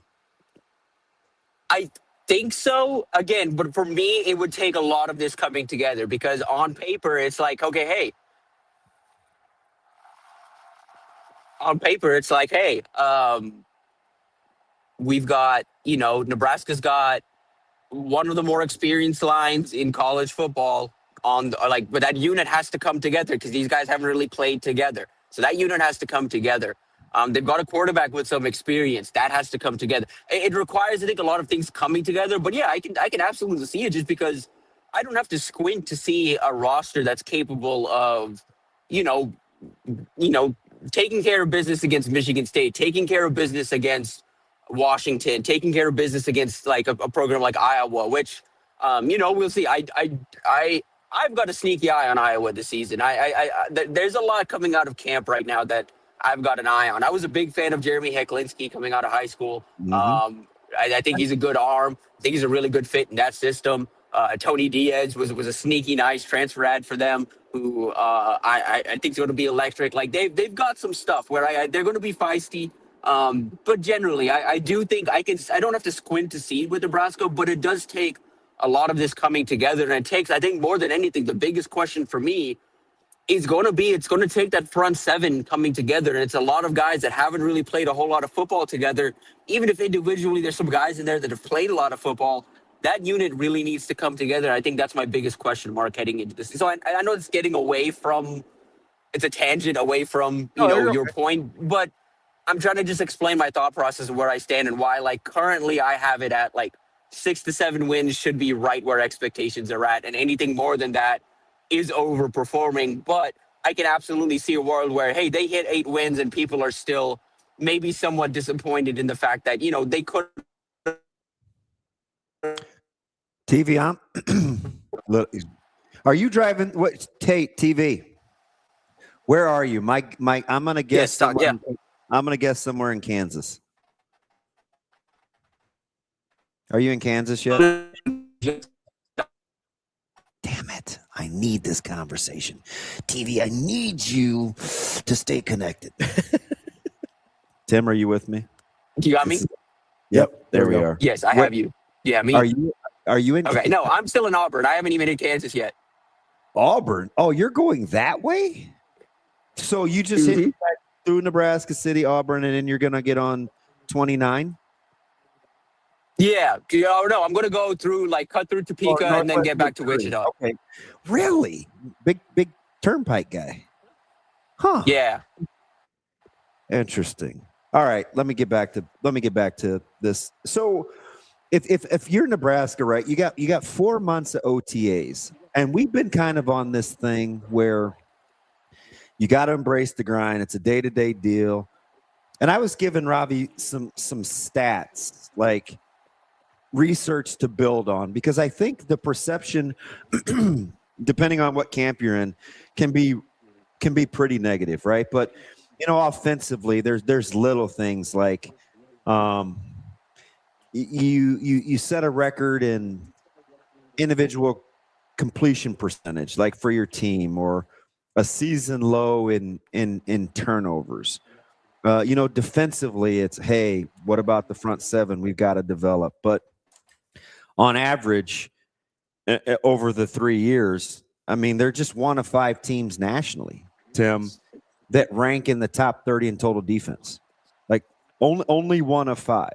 So if I'm looking to kind of build and not have to, I think you said overperform, like what am I can I major in those things during those OTAs? Do you think that can keep those guys motivated if I just want to talk facts over feelings over part of Coach Rule's tenure?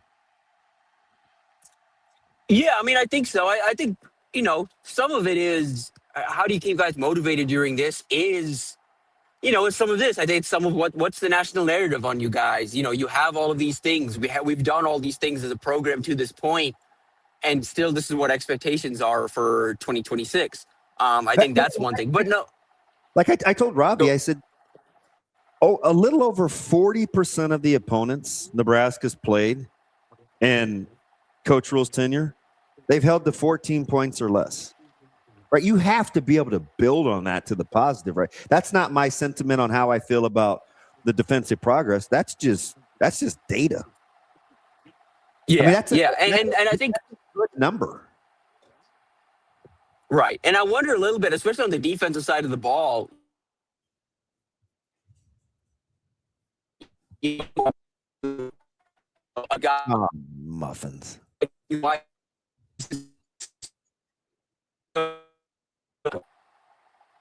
guys got me? Yep, there you go. You You're said back especially now. on the defensive side of the ball. That's where we lost you. There we go. Especially on the defensive side of the ball, I think when you have a guy like Rob Orich who oversees his whole system, like Tony White, I think the message there, and honestly, can just be like, look, we slipped a little bit. Again, it doesn't have to be. I know they were still relative top 30, but we slipped a little bit. Let's get back to doing what we do. We played, top 25 defense around here for 2 years, and we had a slight blip. Let's get back to it. And I think there's enough guys in the building that were around for that know what that felt like. Even if they weren't contributing, they were on the bench, but they know what that felt like. That can be motivating for them. That's something where I think you can light a fire under them with that. Tim, stop saying what I say. You can't go if I go. Sorry. What would you like me to do? I don't know. Is that better? God, I hate you. Tim, you ever worked with anybody you can't stand? I know you like Steve, so you probably don't have the same problems I do. No, it's happened before. Yeah. All right. Tim, all right. don't let him fool you. I am like top 3 of his best friends. That's 100% accurate. Oh, muffins. Tim, we appreciate the time as always. Great stuff. And we will enjoy your time in Dallas. I know you have a affinity for the Lone Star State. So and good on you for embracing that part of the state where you don't mind traffic, man. Go get them. Dallas, great, Houston, but still not ideal. I was gonna say he's from Houston, right? Like that's Houston sucks. Dallas is a walk in the park. All right, let's be careful now. Let's just all watch our words. Listen, I'm just talking about traffic. The traffic, yes, the traffic for sure. But Houston as a city is great. Listen, my sister's down there. I've been down there. My mom is from Houston, Tim, so I'll rock with you. I got no problems with Houston except for when I'm in the car. Safe travels, TV. Hey, I appreciate you guys. All right, buddy. That's Tim Verghese from Inside Nebraska. Good stuff there from Tim. I know you don't like the outperforming talk. I don't even know what that is. You can outperform your expectations. You're only capable of doing what you can do. I think he was talking about expectations. I don't need you to defend him. Why not? We're friends. Defend yourself. You used the term. I used his term. I used his term. I was asking him a question about what he had said. I hear a lot of BCDing. I was using the term he used to ask a follow-up question. A lot of BCDing. I was trying to use common language. That's a big thing for you, right? Yeah, builds in accountability. Common language. Hey, AJ, did you hear common language, or was Ravi just regurgitating? I think Ravi's his own independent thinker. Oh, God. You're back to sucking balls, I see. Big boba tea guy. Yeah. So, not going to tell my mom about that part of my job. I don't mean like never mind. What do you mean, DB? Like the things that come in your drink that sit at the bottom. Yeah, the boba. Yeah. The boba tea. You got issues. Big boba tea guy.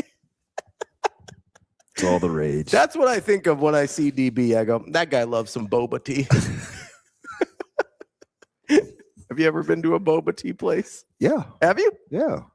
We used to do a show that specialized in boba. A show? Oh, like a sponsor? Yeah. And I would talk about boba. Boba D's nuts.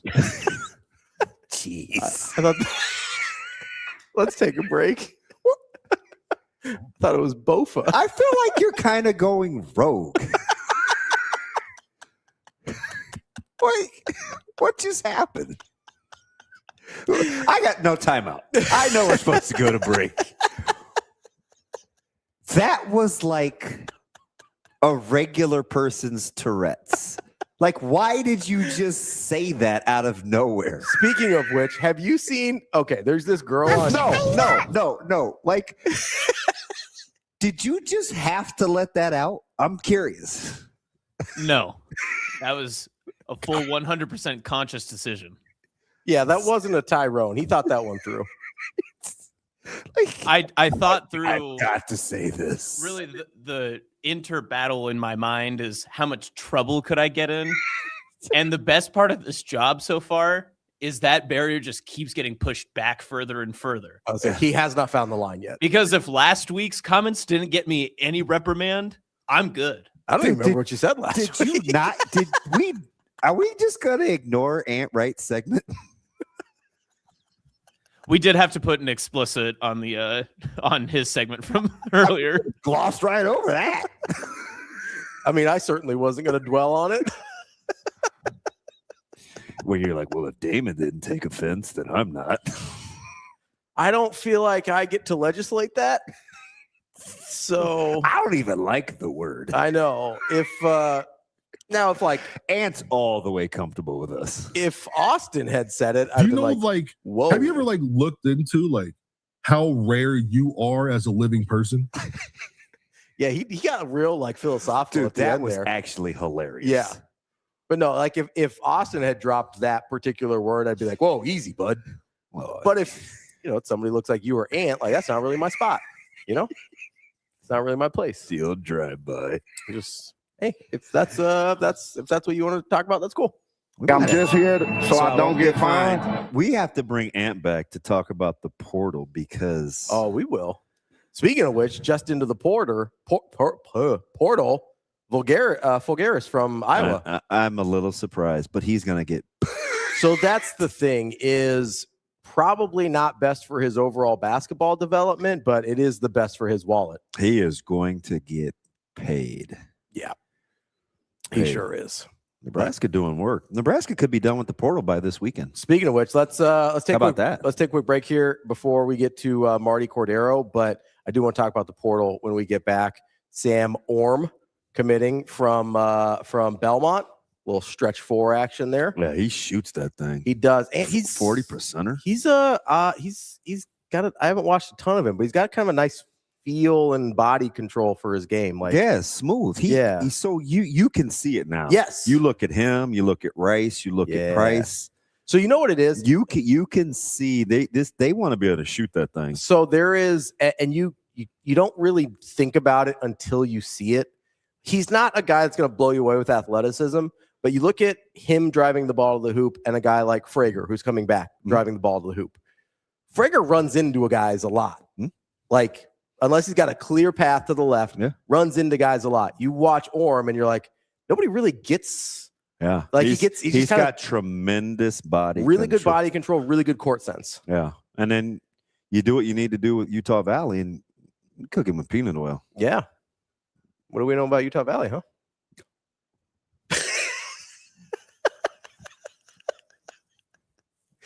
Do you know, like, have you ever like looked into like if your dad has one more beer last night? Never mind.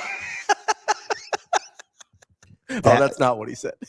That was you, wasn't it? No, he said if dad had a little alone time last night, then you don't exist. But you said beer. Yeah. Like if you like have one more drink, then it alters the body, whatever. Anyway, let's take a quick break. We're going to talk to Martie Cordaro here in a minute. That's DB. I'm Ravi. Lulla. Nobody, I mean, Shane is basically like, what? That's a lifestyle.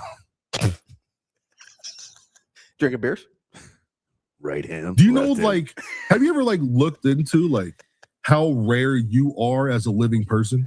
He probably like, just imagine. He probably LeBron. Just imagine you as a person, you living and being here. Do you know how rare you are as an individual? Man, look at him just embracing life. You know, Shane has an affinity for Ant. I think. Do you know, like, have you? Okay. Yeah. Can we like, hey, drop tourettes? Can you chill over there? Jesus. You can't just. Do you know Ant? In vain? Yes. Do you know, like? God Almighty, Shane. Are we ever going to get the Martie? Are we ever going to stop playing the same drop 18 times in a row? Austin's like, I can't believe I started this with my Tourette's. I don't think we could put this on him. Yes, you, Austin. All right, I know you already played the music, Shane, so let's take a break here. We'll get to our guy, Martie Cordaro from the Omaha Storm Chasers. You said he's traveling too, Shane? I think so. Way to figure it out. Good talk. Well, let me just tell you, it comes up as I'm driving with focus turned on, is his reply. He could just be in the car. You know that. Like people drive to normal work too, right? Well, that would still be traveling to work, wouldn't it? Sipple pulls over. It's okay. You want to send us to break, please? Yeah. Take a quick break. Be right back. Thank you.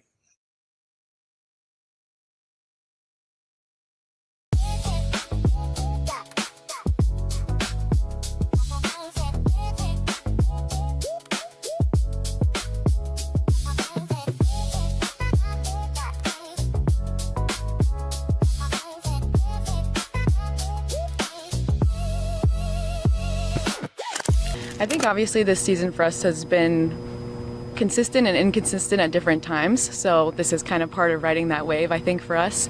But as a whole, I think our front office staff handles communication with us very well. And then obviously as players, this is part of the professional game. So we kind of know we always have to be able to adapt to changes at any point in time. So that's kind of been the focus this week. And obviously just on the matches we have at hand, that's always the goal, is what's next.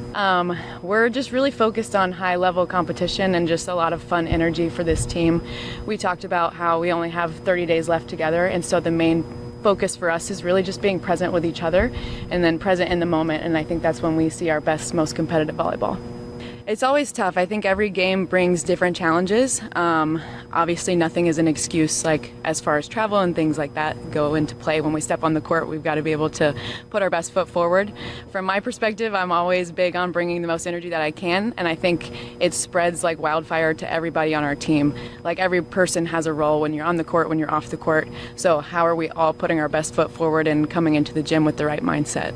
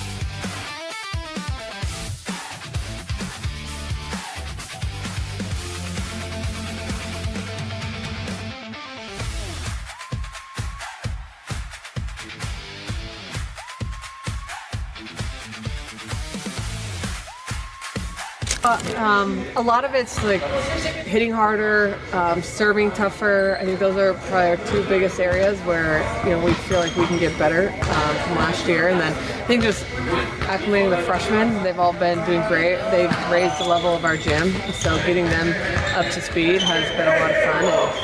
And it's a short spring for us when we only have 4.5 weeks of indoor, so we got to hit the ground running. I mean, this is spring, so it's sort of like a glorified practice, and we get to, not only do we have to play against an opponent, but in front of fans and have that added pressure and a different vibe, and I think that's what this team needs. And when we're ready for things, we need to continue to push them and not hold them back. So I think we're ready to play. We have a deep roster, so we're not going to be overworking anybody on Saturday. Everybody's going to get to play, and I think it'll be really fun in a great arena, and I know the people in Sioux Falls are pretty fired up for it.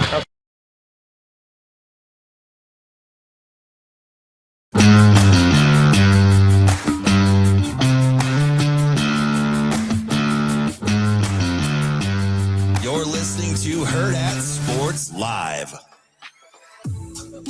Welcome back, Hurrdat Sports Live. That's DBM Ravi Lulla here at Hurrdat Sports HQ. We are joined now by MARTIE CORDARO from the Omaha Storm Chasers. MARTIE, how are we doing today? Good morning. What's happening, my friends? MC, I'm glad we got to you. Your little partner in crime was being a knucklehead. So just to get you on and, alive and kicking was a little bit of a chore, man. How are things? I'm great. Looks like I should be in that cool studio with you guys. Yeah. Hey, anytime. I'm down to. I just kicked Ravi out of the club, so I'm down to 4 friends. We're good. You come hang out. I didn't know you had that many. So wow. It's you antisocial a lot of days, but no. Yeah. I do have a question though, MC. Yeah. Because I love your family dynamics and your kids, and if you're me as a fully, I don't know about functioning, but I am an adult. My mom does not like my facial hair. Okay. I am going to the barber at my regular Friday appointment today. Should I acquiesce? I spend a lot of time with her these days. Do you think I should shave my beard or stick to my guns? What do you think? Would you do what your mother asked? Well, I'm gonna back up to last Thursday night. And as I got there fashionably late, I wasn't able to say hello to you. So great job emceeing the Jet Awards, and because of the time of year, it's a brutal time for me to be able to go to that event. But Michael and I had breakfast a month or so ago, and I said, I'm gonna do it. I'm glad I did, man. The work and all the kids and the stories and all the scholarships. So if your listeners out there aren't aware of the Jet Awards and what that's about, please learn and support that. But great job emceeing it. But thank you. I was looking at the video screen and I'm like, shave that thing. Do I like it, or is Damon falling off a little bit? So I'll just homeless. I'll just say, I don't know. Maybe mom knows best. Yeah, maybe mom knows anti-facial hair, and I'm taking her to her appointment. She speaks her mind, and she's like, how I feel about facial hair, and I was just like, geez, man. Oh my goodness. I just figured I'd get another guy that is all in on family to see if you would cave or not. I don't know. Look, but family don't like it either. It's the time of year, though. If you're going to shave, it's the time of year to do it. We're coming out. It's baseball season now. The weather is trying to change. Some days it doesn't know what time of year it is. But so if you're going to shave, you do it in April as we roll into warmer weather. All right. I want to know how much say-so you had in these new menu items, or do you just let it rip and see what they come up with? Well, here 2 years ago, I challenged Tammy Sabata and then Joey Alonzo. Joey's our executive chef, and he's kind of funny. He's so hilarious. I mean, he truly is. And so I challenged them a couple years ago. I said, hey, I sent them a link. I said, hey, this is minor league food. These are some of the things that we've done over. These are similar type things that we've done over the years, and we've fallen off. We've gotten off the path of what food in a minor league facility how it can be fun. On a similar path, we fell off a little bit on the promotion side, and I think some of that was COVID, some of that was personnel change. So 2 years ago, I challenged them, and boy, have they really stepped up to the plate. And not just on theme nights like Star Wars night and Harry Potter night, so on and so forth. Those are, I wouldn't call them easy nights to come up with creative food, but you do a one-off, or in our case now, what we do, if we have a featured item for a promotional night, we do it for the whole week. So the fans are able to buy for 6 games. But man, they hit it out of the park. The 2-foot team wiener, and the crab rangoons, and the new burger from Braveheart, another Nebraska beef company. They really have hit it out of the ballpark. And and it was funny. I do reserve a lot of comments from social media a lot of times, but someone was complaining about the $75 cost of the 2-foot team wiener. It's built to feed 5 to 6, 5 to 7 people. So when you divide that out, it's the same cost that you would spend in any other venue anywhere else, but it really is good. I mean, it really is tasty. And, you would think, wow, brisket, pulled pork, onions, Polish, toasted bun, barbecue sauce, so on and so forth. You would think that it's overkill, but it's good. It really is good. And it does feed, 5 to 7 people. I'm going to have to be in one of those fancy seats. I can't eat that outside. So you can't. I'm going to need to be in your protective custody, or in one of those nice Let's go. suites where you put the people that you actually like. So let's go. We'll find you a table somewhere, or we'll go into the club. Yeah. Would you make fun of me? Because I'm totally using silverware. I'm telling you that right now. I have eaten it twice, and one time I used silverware, and one time I didn't. So absolutely not. I'm not going to make fun of you. Oh, I love it. I don't know if you know it. I think our boss has a little enclosed space. He does. I don't like asking Bill for stuff. He's so busy. Yeah, one of the guys. Hockey games I wanted to go to. He's busy. Yeah, he is. He moves fast. He's like the nicest, least social person that I've ever been around. He says like That's 7 words, and it's like he's still a super dude. Yes, that's a good summation. I've known Bill since 2008. Probably 2008, and he's one of the kinder guys in town, and obviously he's had a super amount of success in different industries. But he is definitely underspoken. I think anytime you're that bright, you don't really have time to communicate with us normies. Yeah, he leaves absolutely. conversations, and he's like, "Oh, damn, I feel a lot dumber. I could have done without that 5 seconds."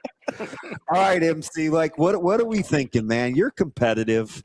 It's tough with guys. The revolving door. I think you like your young guys. Do you have expectation levels?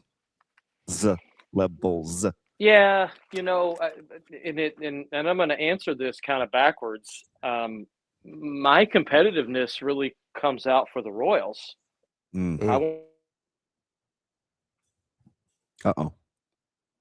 Uh-oh. We lose him? I don't know. Ask Shane. Yep, that sounded like we lost him. Are you there, God? It's me, Marty. Okay. Sorry about that. Hey, now what'd you do that you sound all cool now, like you're in space? You on Artemis or what? No, I got a phone call. I had to decline it. So what I was saying was, can you guys hear me? Yeah, absolutely. Okay. So what I was saying was the Royals' success will lead to more consistency and less moves here.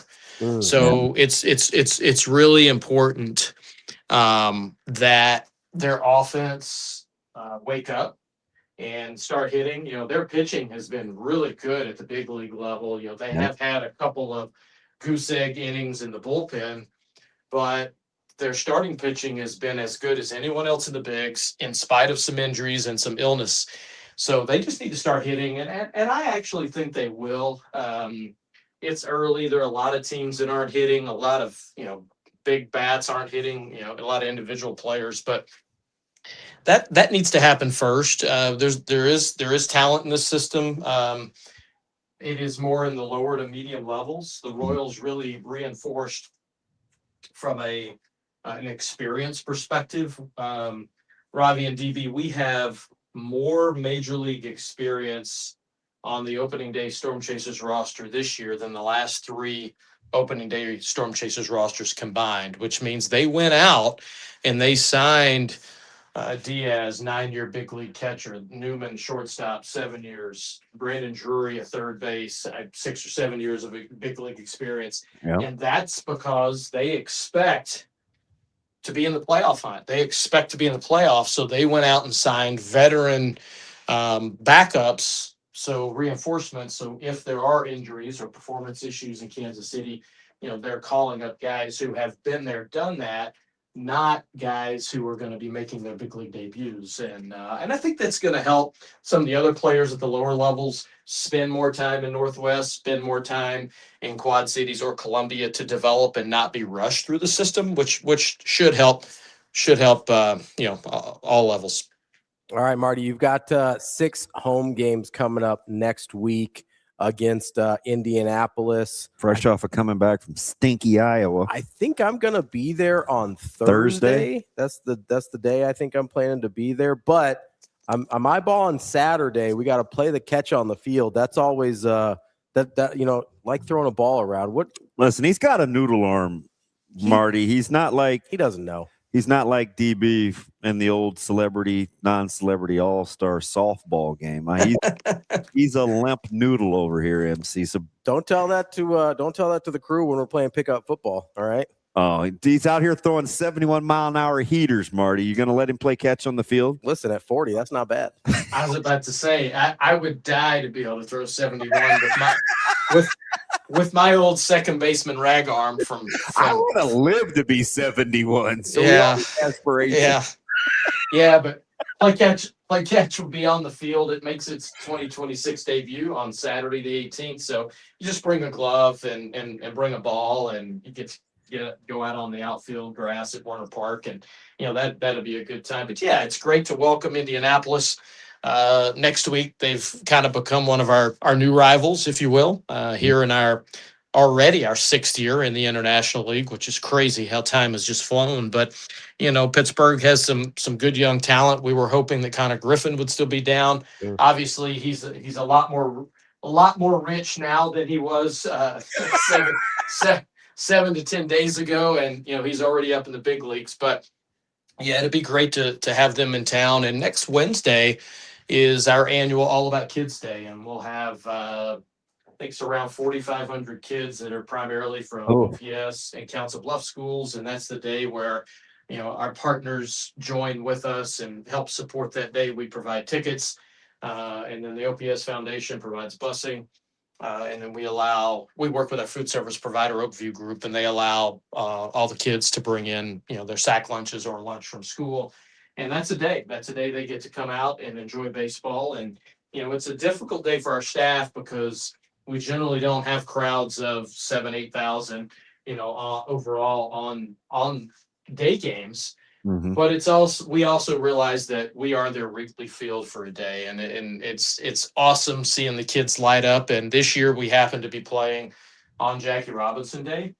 So this year's theme is history and is Jackie Robinson, and hoping to educate the kids a little bit through video segments and different facts throughout the game on Jackie was. And I'm going to segue real quick. Have you guys seen the Clemente documentary?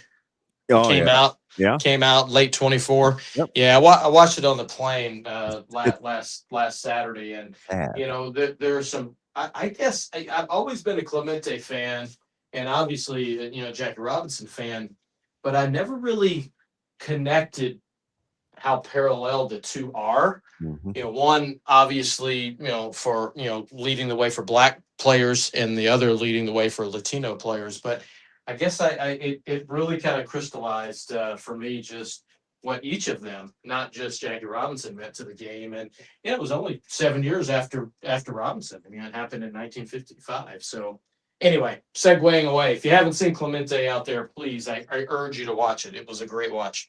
Let me get you out on this, MC. As the whole age thing, and has got me flustered. I'm playing in a 50 and over baseball league. We apparently have one of the better pitchers in the league, MC, and he's 62 years old. Like, wow. Yeah, and apparently he's lights out. But let me ask you about Patrick and kind of that making that transition as a manager with your new coaching staff.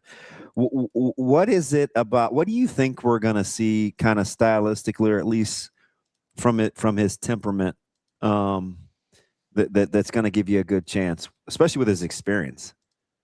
Look, he's a baseball guy, number one, and he's a player's manager, number two. And, you know, and because we have a new manager doesn't mean we have a new staff. You know, we have one new coach. Trip Keister is back, though. Trip was gone for a year. Yeah. So it's the entire same staff that we had last year, yeah, minus Jersh. And we just brought Trip Keister back. Yeah, because Dane and Coach Lundquist are back, right? That's right. That's right. And then our third base coach, Everson, has moved on to another organization.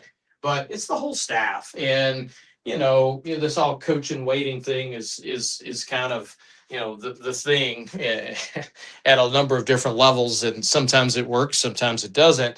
But in baseball, I think you play so many games and you're at the ballpark so many days, and you get to know people. I think it's been pretty seamless. Patrick, or Ozzy as we call him internally, Ozzy, he knows these players. This is his second year in the Royals system. Mm-hmm. And I think he just kind of slides in. I like his temperament. He understands that we have jobs to do in the front office, and part of that means community and community efforts. And he's been very supportive of that. There are a number of things that we're going to be working on differently this year, and he's been a partner in that. And then he's worked really well with our new groundskeeper, McKinnon Watson. And so, a lot of good things happening. And then this is the first year that we haven't had soccer on the field as well. So that is going to, over the season, as it warms up and as we spend more time working on the field, and some of the things we've already done with the mound and the plate and the field, it's going to give a more consistent feel, a more consistent play, which obviously is going to help both teams, not just the Storm Chasers. And that's something also that we're excited about this season as well. That's our guy, Martie Cordaro. Thanks, President and GM of your Omaha Storm Chasers. Martie, I'll see you out on Thursday. I'll see you then. And DB, don't tease me and tell me you're coming. You got to tell me when you're coming. Listen, it's a stone's throw. I've got zero excuse to not be a little more social. All right, let's do it. Before, though, Martie. Let's do it. Let's do it. Thanks, MC. All right, take care, guys. I like Martie. It's different. I'm just saying, get unsolicited text. Hey, you want to come play poker? Whatever, Oh, that was their doing. They wanted you. I didn't. Okay, sure. That's what that was. Fine. That's fine. Yeah. We'll be right back. We've got Mike Sautter coming up next here on Hurrdat Sports Live.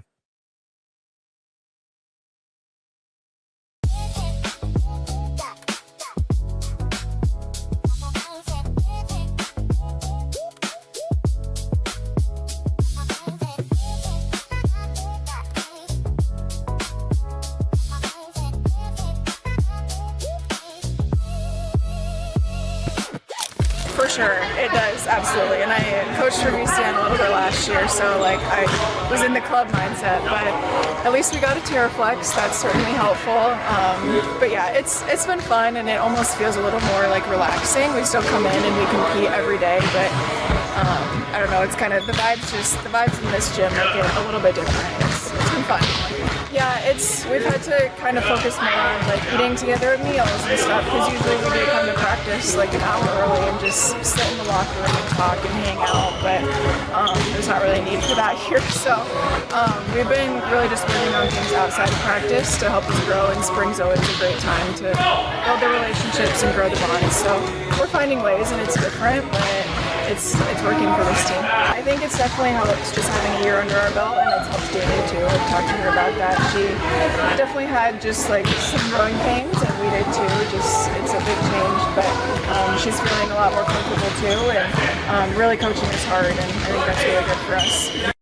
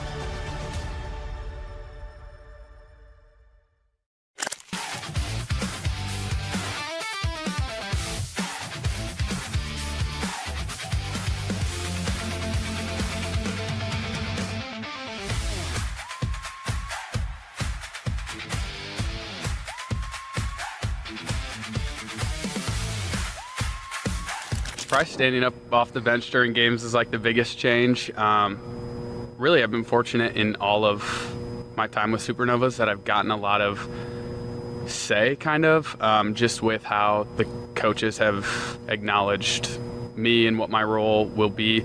So I've been the tech role, but while I was that, I was giving kind of player feedback as an assistant. And then in that, Bird and I back and forth would do a lot of just, we felt kind of like equals in a way. And then the transition with Luca too, it was one, just finding my footing, and then two, then it was, okay, I respect him, he respects me. And so just kind of showing that early on, getting the trust and kind of the buy-in with the new group of players. And then I feel like it's not going to change too much. That's kind of what I've been harping on right away when we had a team meeting was, hey, I want this to be as seamless as possible. Blake, our other assistant, we're just two guys that are stepping in to help our franchise when needed. We got 6 matches guaranteed. Hopefully we'll get 2 more in postseason. We're going to do what we can for the team.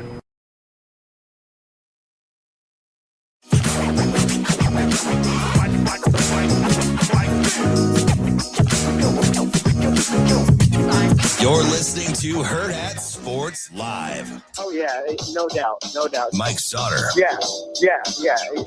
Mike Sautter. Oh, man, you're going to put me on the spot. Mike Sautter. Welcome back, Hurrdat Sports Live, presented by Next Gen Male Medical. That's DB. I'm Ravi Lulla here at Hurrdat Sports HQ. We're joined now by Mike Sautter from Hurrdat Sports and NebPreps. Mike, what's going on, man? How we doing? Oh, man, what's going on? A lot going on. There's a lot going on right now. All I can think of in my head is the card game last night. Coach Freund. Jerome, you're the best. What's going on? Why the long sigh? There's just a lot going on. There's a significant number of things in my world going on. Not only transfer portal, obviously, has been wrapping up my time, but then you have high school baseball cancellations and having to text people, make sure games are playing or not or whatever, and soccer games and all this stuff. So just, we got to get our people out to the right places, and we don't want them to show up if the game's not happening or delayed or moved or whatever, because there isn't like a hub, an information hub to get like. Right. Like there isn't like any of that. Right. So that was me yesterday a little bit. And my kids are on spring break. Can school start? When does school? They start on Monday, please. God, go back. Hey, Can I'm just gonna stay with this complaining thing here for a second. Whoa. I'm not complaining. I'm not complaining. You asked why is there stuff going on? There's a lot going on. I'm telling you what's going on. I'm being honest. If people ever ask me, how are you doing? I generally tell them exactly how I'm feeling. I'm tired. I'm hungry. I'm great. I'm good. I feel like you were so much more chill at the baseball game. I have a question though, because one thing I noticed, and it's different because he's 16 and I'm sure he doesn't eat like your girls, but do you notice on spring break food goes significantly faster, or is it about the same? Been to the grocery store twice this week. So it goes faster. And they're not like huge eaters, right? You just don't you do like I'm on like my second pound of bacon this week. Yeah, and I will tell you, we did the like kids eat free breakfast thing. We've done. You still know where all those are, don't you? We've done some stuff like that this week. So is there a site for that, or how do you always know that stuff? You just kind of run into it, I guess. I don't know. Yeah, there isn't like a thing. So you're not on like Omaha Food Lovers for free meals, or no, I'm not on that for that. No. Mm-mm. Do you book? Do you Facebook? Yeah. I have to kind of, for work stuff. So yeah. Wait, you do? Yeah. Maybe that's why I'm not good at my job. I don't Facebook for my work. Facebook, especially for NebPreps, is one of our biggest outlets. A lot of the parents and grandparents are on there, dialed in on the kids. Oh, stuff. I get it. Your target audience. Mm-hmm. Facebook for NebPreps is really big. Oh, the more you know. I guess I should be more involved. I tend to live in a silo. You do. Yep. Much like George Orwell. It's my very own Animal Farm. Wow. I got another joke in there, but it's fine. Jerome, so how are you feeling about the portal? I actually think Nebraska could be done by this weekend. Yeah, I feel like there could be. Well, you could have like one more spot or two after the next couple of days. So that's part of the job is you're just kind of on not pins and needles, but you're like, my wife even asked me today, like, hey, will you be able to go to Layton's game at 5:00? And I said, I know that I have radio at 9 and I want to hit some high school baseball, but I'm not even sure I can do that because at any moment, anytime, something could happen and I don't know what happened. Like you can't lock that in. So you have to be kind of ready, if you will. Do you want to go to Benson, their invite, and watch track? Woohoo. Nope. It's fine. I think DB's really excited about it. I just hope the weather changes. I don't think it's going to. I don't like it today. We'll get that thing canceled. That thing what? We got some track people. We got Christian is our main like track guy. So rely on him to do that. And I'm more in the show up to track when I can and do, baseball, soccer primarily are my spring things. Let me get back to the portal. Okay, yeah, go ahead. Obviously, with what Nebraska's done, they get an elite level shooter. I was telling Ravi, I think you can clearly see with guys coming in this weekend on their visits, and you could tell there's still going to be a lot of space. They want to be able to shoot it well. Safe to say they're settling into a style of how they want to play. Yeah, there's only one basketball, and they're going to really be able to shoot it if they can lock in everybody else. Sam Orm, it's Orm for those that don't know. The E is not pronounced. You're talking about a 40% three-point shooter, and he's 6'9". And then the other guys that they have coming in, that every single person on the roster is going to be able to shoot a three. Pretty much. Like you feel confident if they take it, it looks like. So if they can lock in these guys, which I feel like pretty confident that, God, can I say their names, or is that? It's up to Nebraska. Fire away, man. No, okay. So Trevin Leonard is a guy. Okay. Trevin Leonard's a guy from Utah Valley. He can really shoot the three, longer, a little more athletic, really shoot the three. So him and Orm are guys. And then the post that they've targeted is Drew Fielder from Boise State.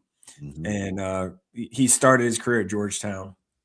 And that's a guy, even if they end up getting like a Trayson Anderson is in the mix. He's got a lot going on, to be honest, with other schools and whatnot. But Trayson Anderson's a Lincoln Pius 10th grad went to North Dakota State. He can step out and shoot a three, and he's 6'10", 6'11". So really, you'd think improved that from that 4 position. As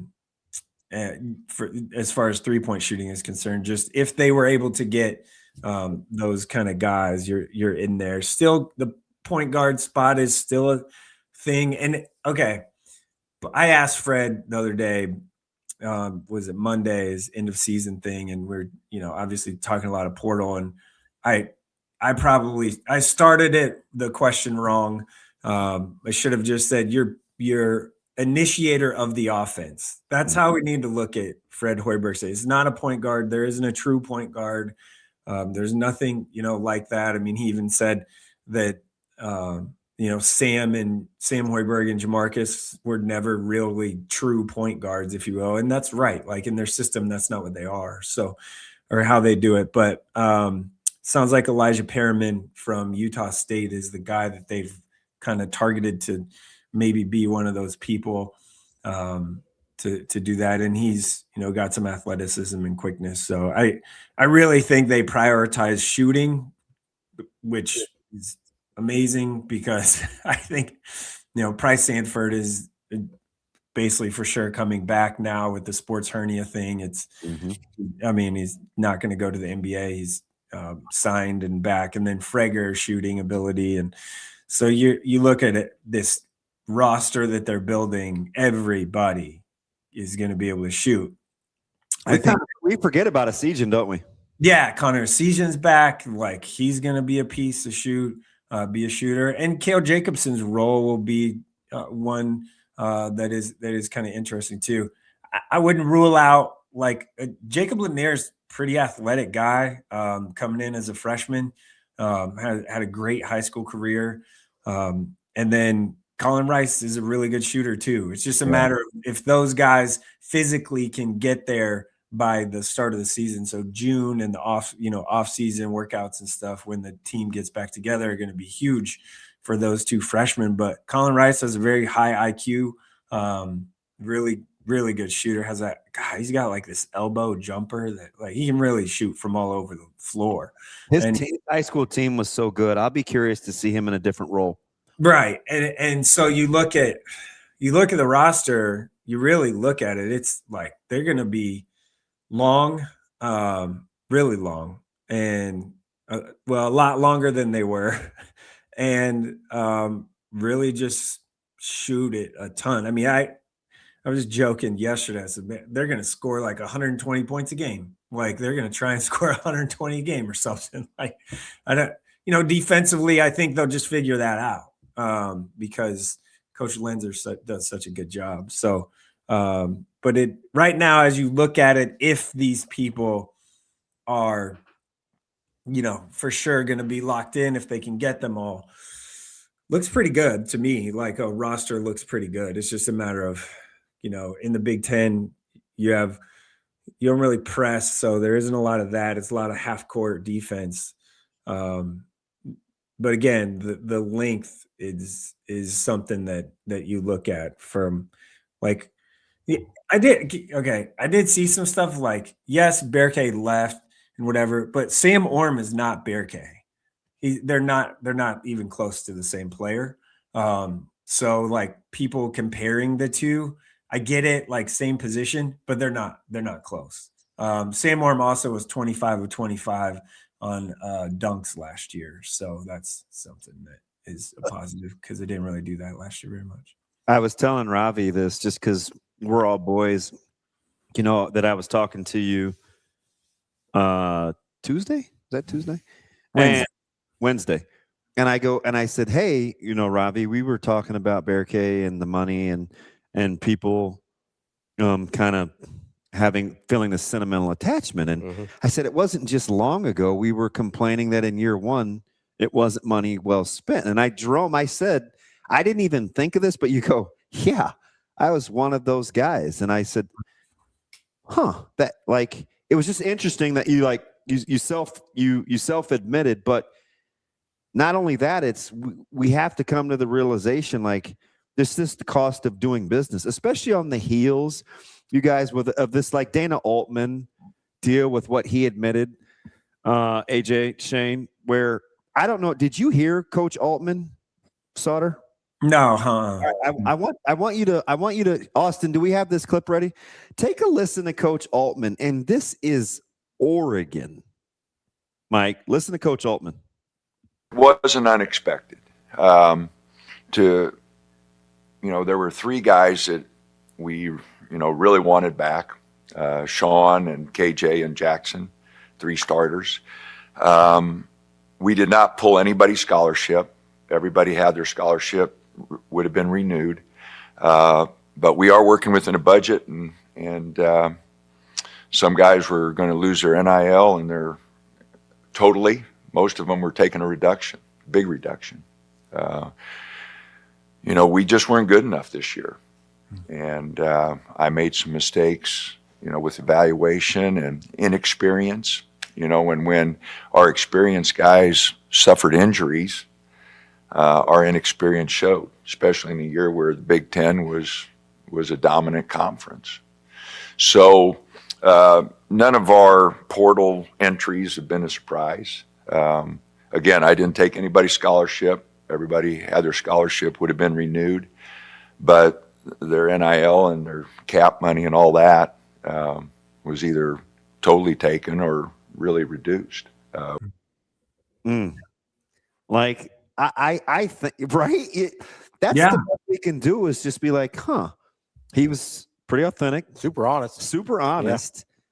Surprised that it's Oregon, but what he may be saying is, listen, we're not just giving money willy-nilly, and we kind of have to earn it. And the open market is the open market. That's kind of how I looked at Berkay. It's like, all right, I get the sentimental attachment, but knock yourself out if you think there's a better price tag out there. Yeah, I mean, Nebraska had a number for him. That was the number. And I guess probably his agent thinks that he can get more. I'm guessing that he wouldn't have entered the portal if there wasn't somewhere already lined up or a couple places that said, we'll give you this. And Nebraska just put a number on it. And that's how the business aspect of this should work nowadays. If you just can't get your numbers, kind of like buying a car, right? Like this is the number that I want to be at. If you can't get it, then I'm not buying the car. I'm walking away. And that's what it is. He also, Berkay, for as good as he was on the defensive end, he was probably Nebraska's best, post defender for sure, and probably graded out as their best defender analytically outside of Sam. But at the end of the day, you average 6-4 or 6-5, and you're not worth, you're worth a certain number at that point, and you're probably not worth what he was wanting or what his agent was wanting. And that's the cost of doing business. I don't blame them. If you do look at it, Orm is significantly better offensively than Berkay is. For sure. They're just two different players. So it's an upgrade for sure offensively at that spot. If you slot him into that starting four. But from the coaches I talked to that coached against him the last couple of years, they love him. They think he's a for sure legit starter at the 4, can be a 5, kind of 5 rotational guy and can play both positions. So that's what it is. But for me on the Burke thing that you referenced, Damon, yeah, like I thought he wasn't living up to the number that he was getting paid 2 years ago. I really did. Like he was the main guy. Non-steal turnover rate was him. Like he was threw the ball out of bounds all the time and all that stuff.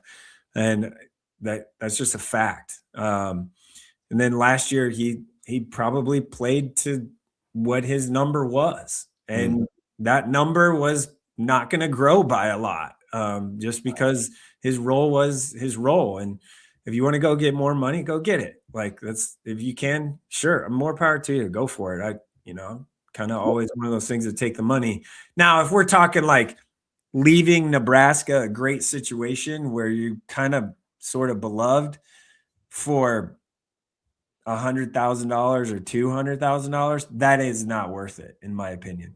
So I do think he'll get, what he was looking for. So, and that's fine. Go for it, man. But he'll still always be like remembered here and stuff like that and have a place here.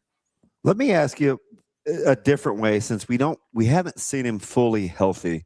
What do you think the floor is for Leo Curtis? Well, the floor is probably what he was this year, just your like spot like guy. The ceiling is very high. I've thought that since I first saw him. I think he has a chance to be a starting center in the Big Ten. I really do. He obviously still needs to get physically better and stronger and bigger and all those things, which he did over the year. He really, you could just see him walking around in warmups and stuff, and he's gotten a lot bigger and stronger. So he's but the floor, I think, is probably just what he was this past year, spot minute guy. His ceiling, I think he could be the starter. I think, to be honest, I think if you have him and Drew Fielder, I think you're probably okay at the 5 spot. Do you think they want to or need to get better off the bounce? Yeah, based on what they have targeted in the portal so far here, I'm not sure they want to, because all these guys can really, really shoot it. So Freger, still is just a straight line driver. So like he's a straight line driver and a catch and shoot 3 guy. And so there isn't a lot of like wiggle there. They probably do need someone that can create, and just if you need to get a bucket, who can create and get to the basket, get fouled, get to the free throw line, those sort of things. But that really wasn't the offense this year, how they did things. But it's always nice to have a couple of those people that can just go get you one when you need it, when you're not shooting well on any given night. But if this is the roster they're going to put together, I feel pretty good about them being able to shoot the 3. I just think in a day and an age, you guys, where I think people are coming down on their NIL just because it's not sustainable. Mm-hmm. Nebraska may have a little bit of an advantage because they have a clear way that they want to play. And there's lots of guys that can play like that. I mean, basketball, it's smaller numbers on a team, but more available guys. Like, I just think knowing how you want to shop just gives you, they can go to Hy-Vee, they can go to Aldi, they can go to Family Fare, they can go, like, you can shop at a lot of different places to arrive at how they want to play. To your point about picking a style and retention for development, Nebraska could be the poster child for that. Yeah, and they've retained enough pieces. Price Sanford's coming back. Their retention was pretty good, man. All things considered what was available. Yeah, pretty impressive. Yeah, you have Price Sanford's coming back. Like I'm not sure that's breaking news or anything. Like we all kind of just know that, especially after the sports hernia thing, and he'll probably put his name into the NBA draft, which he should, because you get the evaluation back and know what what you need to work on and what people need to think you need to get better at. That's fine. But he has his surgery. He won't be able to do NBA workouts and stuff. And it hasn't been announced, but that's like a given. He's pretty much coming back. But if you, to your shopping thing, it's kind of like I'm gonna shop at where I can get the best value for my dollar. Yeah, big super saver guy. Yeah, like it doesn't matter where it is. Like, to be, this is probably a bad analogy making about myself, but like I shop for certain things at different places. Yeah. Because I want the best value for my dollar. Yep. And that's kind of Nebraska. That's how they look at it right now. I'll see you at Kroger later on. Mike, so we've been talking a lot about specifically budget and things like that in terms of the roster construction. I'm curious how much of the, and maybe this is too linear, but of the Berke for Orm trade, which is essentially what it is, how much of that do you think is a stylistic preference as opposed to not just a dollar amount value? Well, they did want Berke back, like that's for sure. But they were clearly on Orm pretty quick. Like that was already in the works, I think.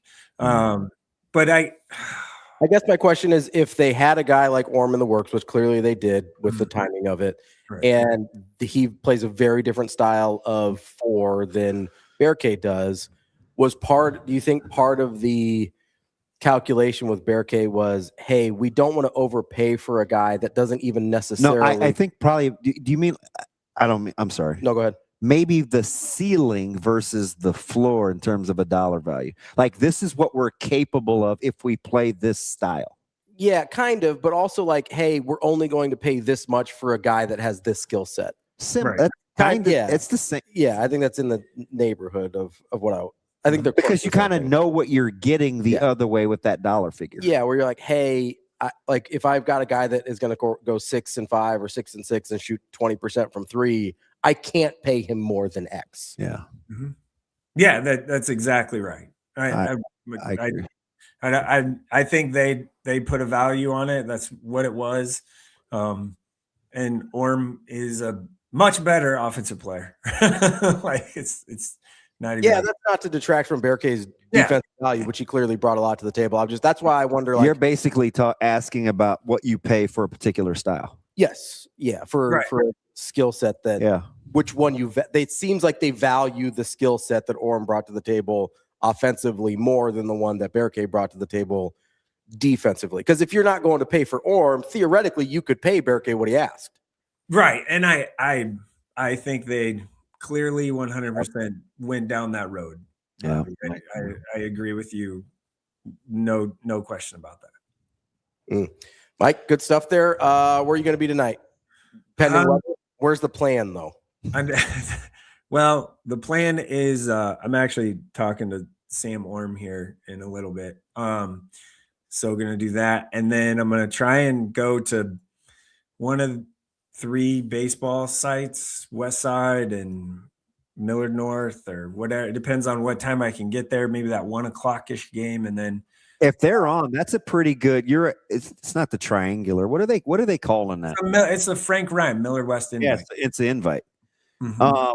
That's probably where you're going to get the most bang for your buck, because I don't want anybody to say you're a West Side honk, because I know you were just there for the prep game. To be honest, that is the first time that I have ever been to a West Side baseball game at West Side. Yeah. You just wanted to hear all the Shockies names called for the coaching lineups, didn't you? There's a lot of them.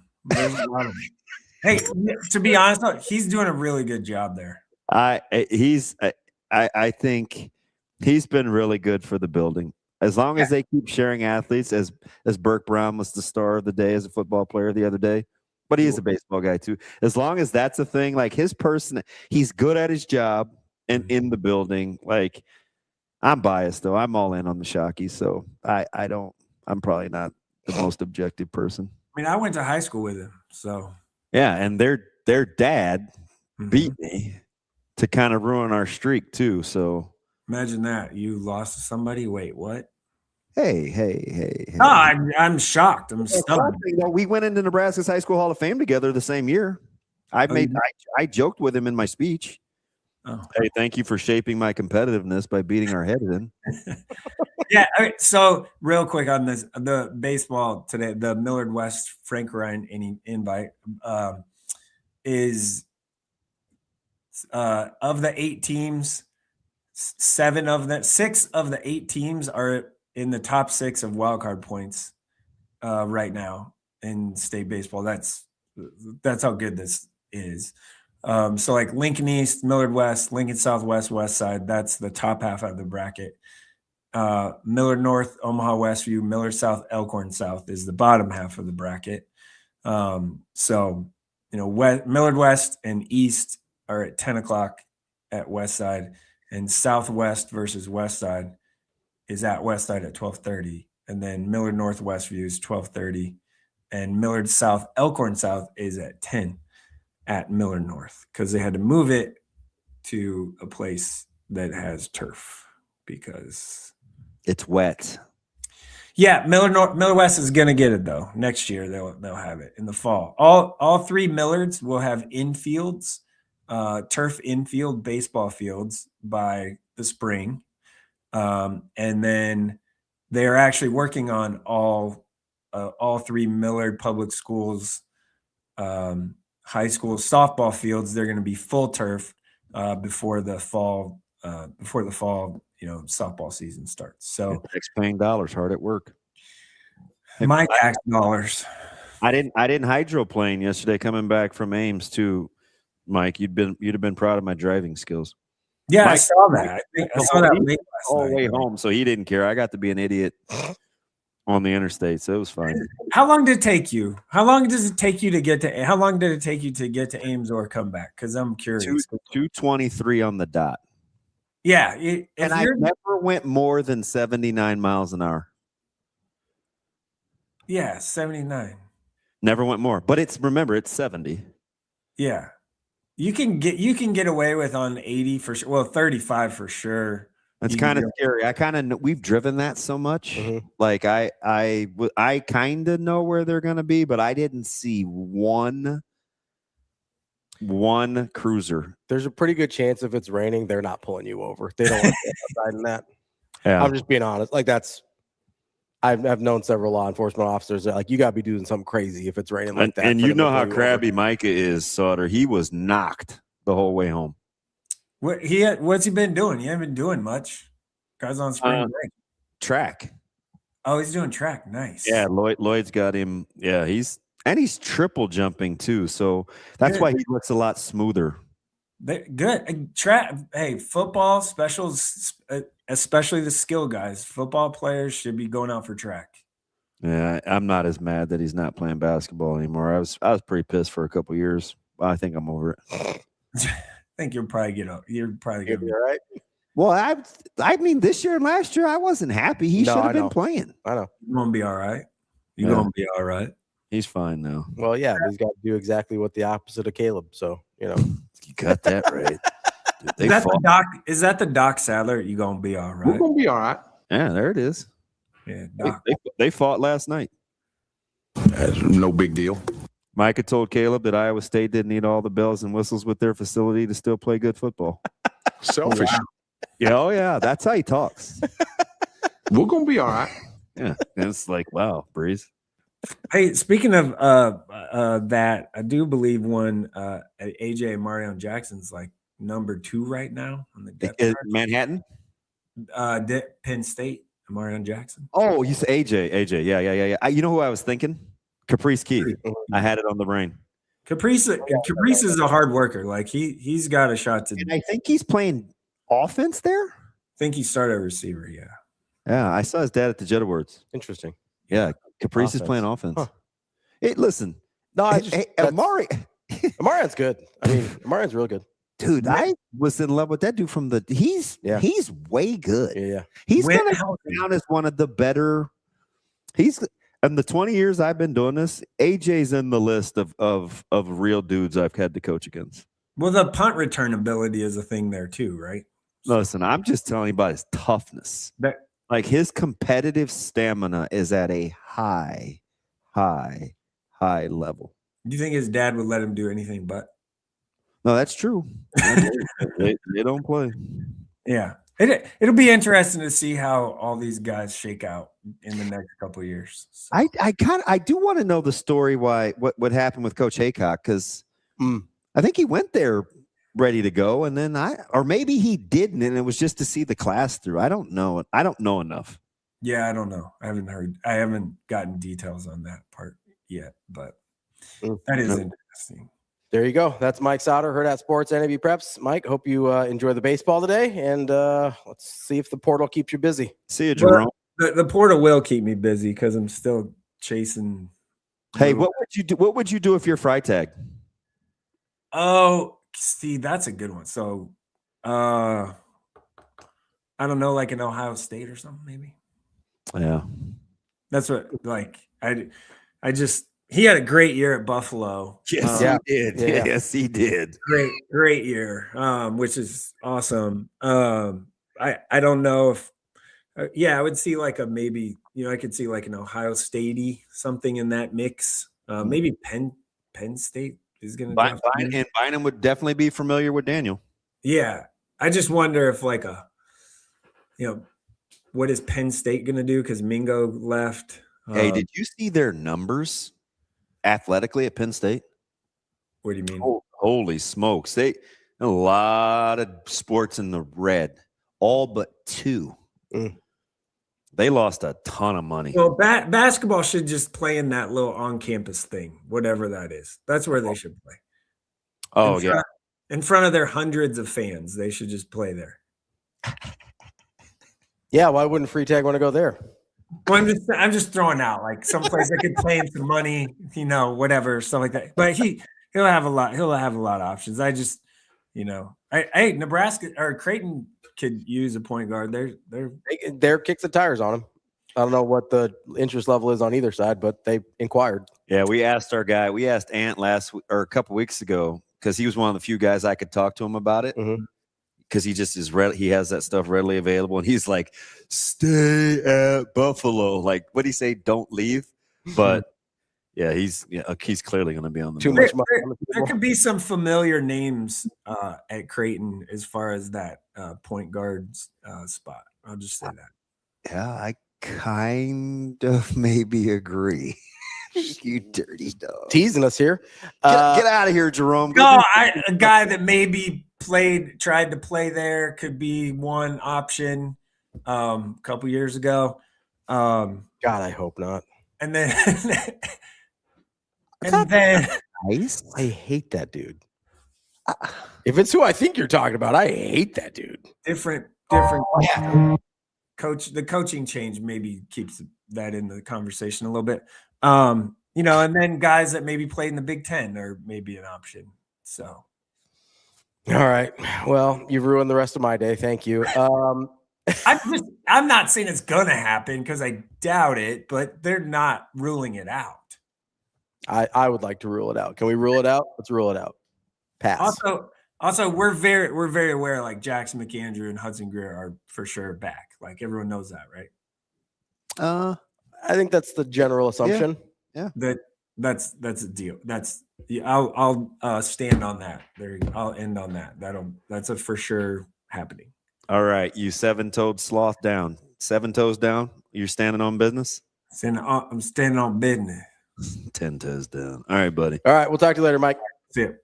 I love when you're over it. Krabby Ravi is the best. Well, surprise. He ruined my mood at the end there. We'll take a quick break. That's DB. I'm Ravi Lulla. We'll be right back. More Hurrdat Sports Live.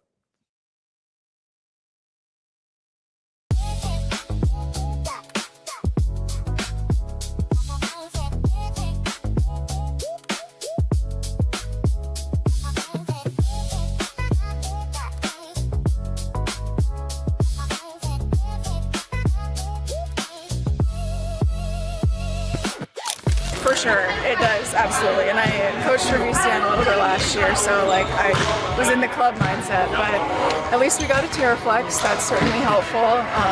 But yeah, it's been fun, and it almost feels a little more like relaxing. We still come in and we compete every day, but I don't know. It's kind of the vibes in this gym make it a little bit different. It's been fun.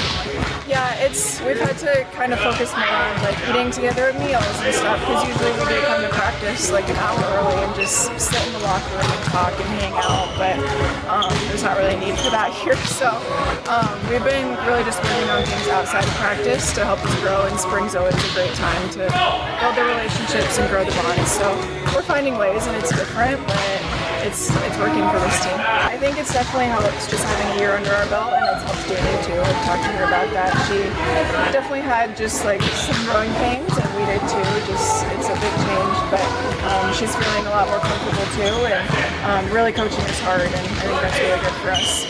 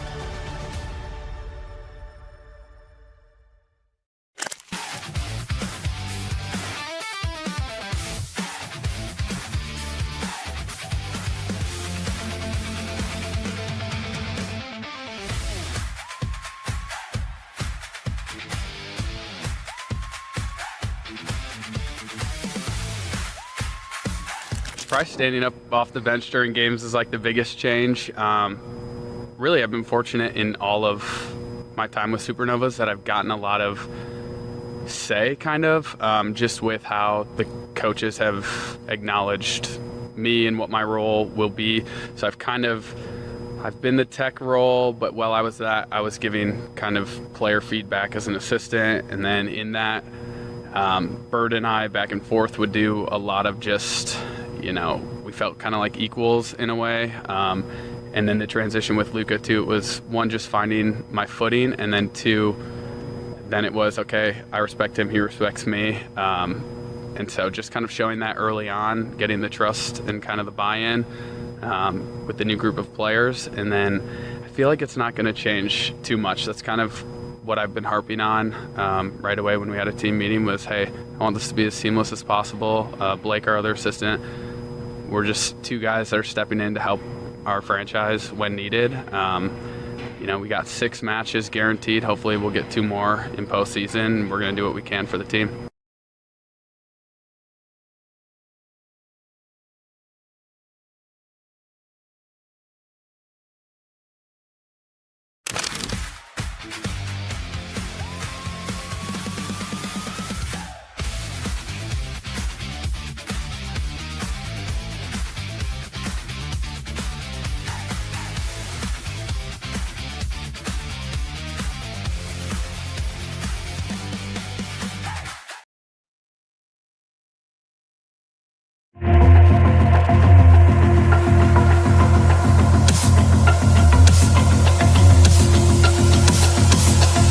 You're listening to Hurrdat Sports Live.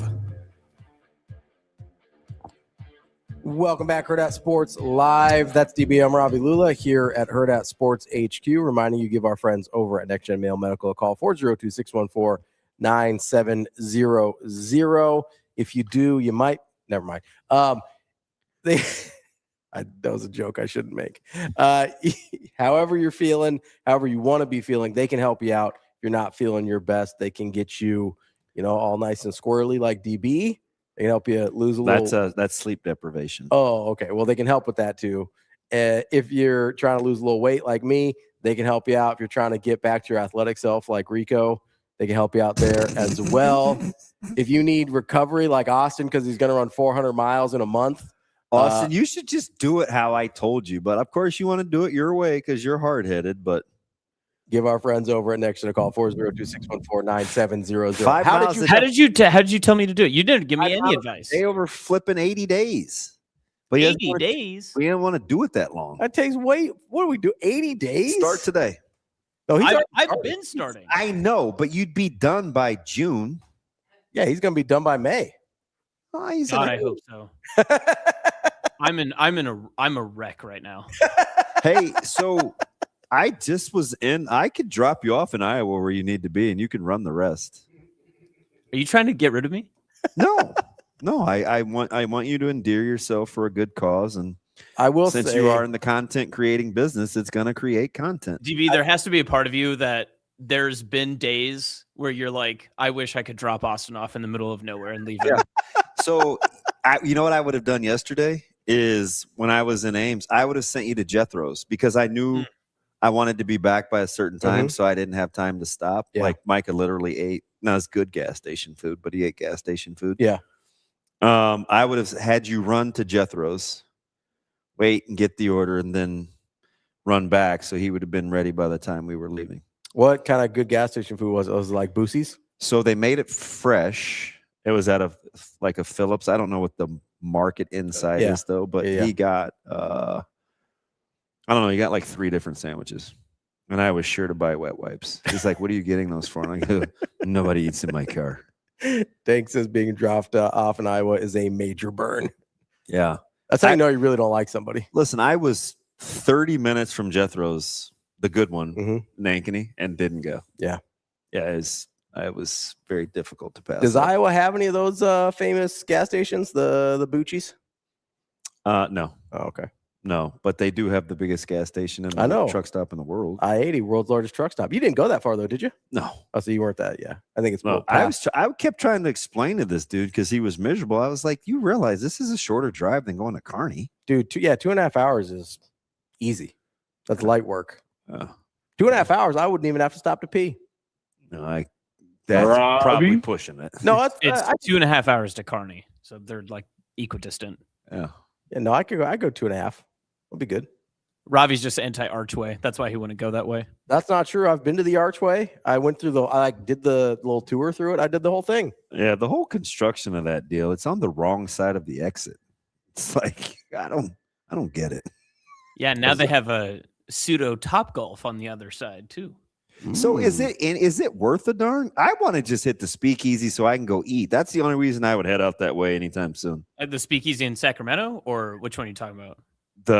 It's not Overton. It's by Wilcox. Yeah. Sasha, I believe it's pronounced Buccees. No, it's definitely Buc-ees. I don't think that's correct. I've been to Texas. I'm pretty sure it's Buccees. All right. Like Gary. Bu-Cee's. I think you're booty cheeks. No, Gary is Bucee. Oh yeah, it's not Bucee. It's Buccee's or Buccee's. Well, what? I pissed down my leg and I injured the other one. He hasn't been pumping out any content unless I've been missing it.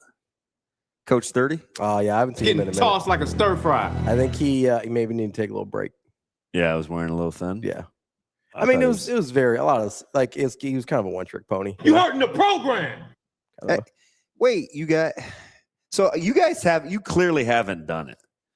I'm asking they're on me about the two drive. You know, Sadie's got jokes, but that's my boy, so he gets off. So I tried to explain this in the Discord. I think what you're saying is because I don't. You're a rational person. For the most part. For the most part. I think you understand that no human being has physically ever run 30 miles per hour, correct? Yes. What you're saying is if you are already running full speed, that it would appear that you're basically even with the car for 2 driveway lengths. Yes. Which is, I don't know if it's accurate, but it's feasible at least. No one's running 30 miles an hour. I framed this like 17,000 times. You guys wouldn't let me off the hook. You acted like I just was saying I could start here at the standstill, get in the blocks, and get up to 30 miles an hour. That was never my assertion. The way you were saying it initially kind of made it seem like you thought you could run 30 miles an hour. And I'm telling you, if you're driving 20 mile an hour through your neighborhood. I believe you could do it for 20. I do. I'm keeping up for 2 driveways. I believe at 20 miles an hour, if you're already at top speed, I think you could keep up with 20 miles an hour for 2 driveways, even if you're not physically running 20 miles an hour. Although I do think that's much closer. Now, keep in mind, I've been stretching for 3 weeks in anticipation for Sunday because if I hurt my Achilles, I'm going to be mad. Oh, yeah. I think we were talking, and I'm actually it's official. I'm playing outfield. We were talking about this in the Discord. I gave you. I thought you could still get up because I know you you stay pretty active. I do. I think you could still get up. My guess was 18. Yeah, I could do miles an hour. I could do it. Like I think you could do that. Yeah, I could run a 4.7 something tomorrow. Yeah, which I think 18 is pretty close to that in that neighborhood. Yeah. I was trying to give you some credit, but I was like, I don't think he actually thinks he can run 30. I think initially when you framed it, it maybe was framed poorly. Although I will say that my knee never healed. Really? From when I bust my bunda last year in the rain. Yeah. Yeah. It could be a problem. I don't think so, but I've been, I'm just doing these drills. Yeah. And like it's tender. I would say I told him that you work out with the team quite a bit. Yeah, like you do a lot of, you're pretty active. It's tender. I think most people anywhere above like 30 running 15 miles an hour would be a stretch, but I think you could get to 18 for sure. Yeah. I'm confident. Everybody. No, it's Bucce's. Kobe, you don't think so? Brandon knows. See? No, I know. He's dead serious. He used caps like Kobe. Yeah. Brandon knows it's Bucce's. Kobe, Gotta get that. On Sunday, I would run sub 4.8. Gotta go get that. That pulled pork and that roast beef from Bucce's. That's not even fast. Like, Jay Saudi wants you to put it on the Patreon. We could probably make that happen. What? 4.8? Yeah. Oh yeah. Sub 4.8. Yeah, I don't. We'll wait till it's warm out, but we'll. There's zero panic. We'll put it on the Patreon. I'll hand time that thing. Sub 4.8. Yeah. Okay. I'll be honest. I'd be happy if I ran a sub 6, but we're a Division I and NFL running back. How far do you have to run to get up to that speed? Well, it's 40 duration. Yard dash it's is not 40 yards. Yeah, it's just. Could I? Yeah. Get up there. Gotcha. Okay. Yeah. That's very disappointing. He said, "F no." That's not even. Just not a nice person. I can't put him in my. I can't. I don't know if he can be in our front office. Morale would be bad. Morale would be bad at our team. Kobe, we got to get the 9 wins. F no, you can't get. We ain't getting to no 9 wins. Have you seen our roster? Kobe, I'm gonna need you to be a little more encouraging. I think you guys. Hell no. I think you guys are dramatically underestimating how active DB is. Like he does. Like I've seen you in warm-ups with the football team, like going through drills and stuff. Yeah. Like it's fine. We don't have to. Like most people much younger, like my age or even Austin, like Austin trying to do that. No offense, Austin, would like get torn up. Yeah. I think people. Like wait, hold on. What do you mean by that? I think people you would hurt Sunday yourself. if we play will be pleasantly surprised. Yes. What are we talking about? Like Good drills. If you're going like he's going through like D-back drills with his guys, and he's going like he's doing like return stuff with his special teams guys. Like I think most people of any age would hurt themselves doing what he does just pregame, and I know he does more aggressive stuff during the week. I think I would hurt myself. I think Rico would definitely hurt himself. Yes. He hurts himself playing kickball with the company. Absolutely not. How dare you?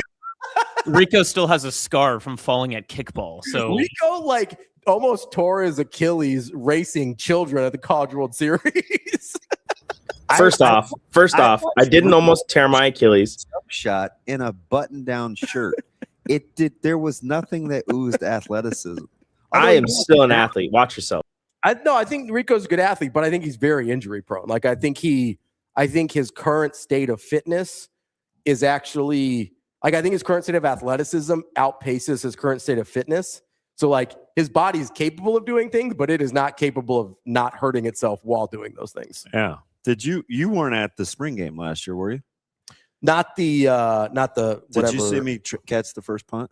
I think somebody showed me a video of it. Yeah, I'm not special now. I listen. I've been defending you in this because I'm a very good friend. Why is my friend Kobe so negative? I think he's just skeptic by nature. Yeah, I think he's skeptical. of claims that people make. Huh. He says Scott. No, I don't know if I can hit, but I can move okay. When's the last time you took BP? Monday. I mean, before you started prepping for this. So I let Westside. A couple of players probably a month ago. Oh, so not terrible. No, so you've got a shot at being able to hit. Yeah, but not live pitching is different. Still. I don't know how these guys throw. Yeah. Apparently, our best player is 62 years old. I mean, I don't think he's going to be pumping 90. Dude, I asked around. This guy's he's pretty sweet. I'm just guessing. I'm guessing at 62, it's probably more crafty. Yeah, I just don't know anything. Right? Yeah. I don't know what I'm getting into. I don't know if guys are I don't know. I mean, is it my coach makes it seem like just showing up 2 weeks in a row is a feat. Where are you playing? I might come watch. Oh, we're at Carter Lake. Oh, that's right. I'm definitely not coming to watch then. 9. You live right off the goddamn interstate. It's 9:30 in the morning. You're not going to be sleeping. I'm shocked that Ravi heard Lake and wasn't like, "Oh, I'm there.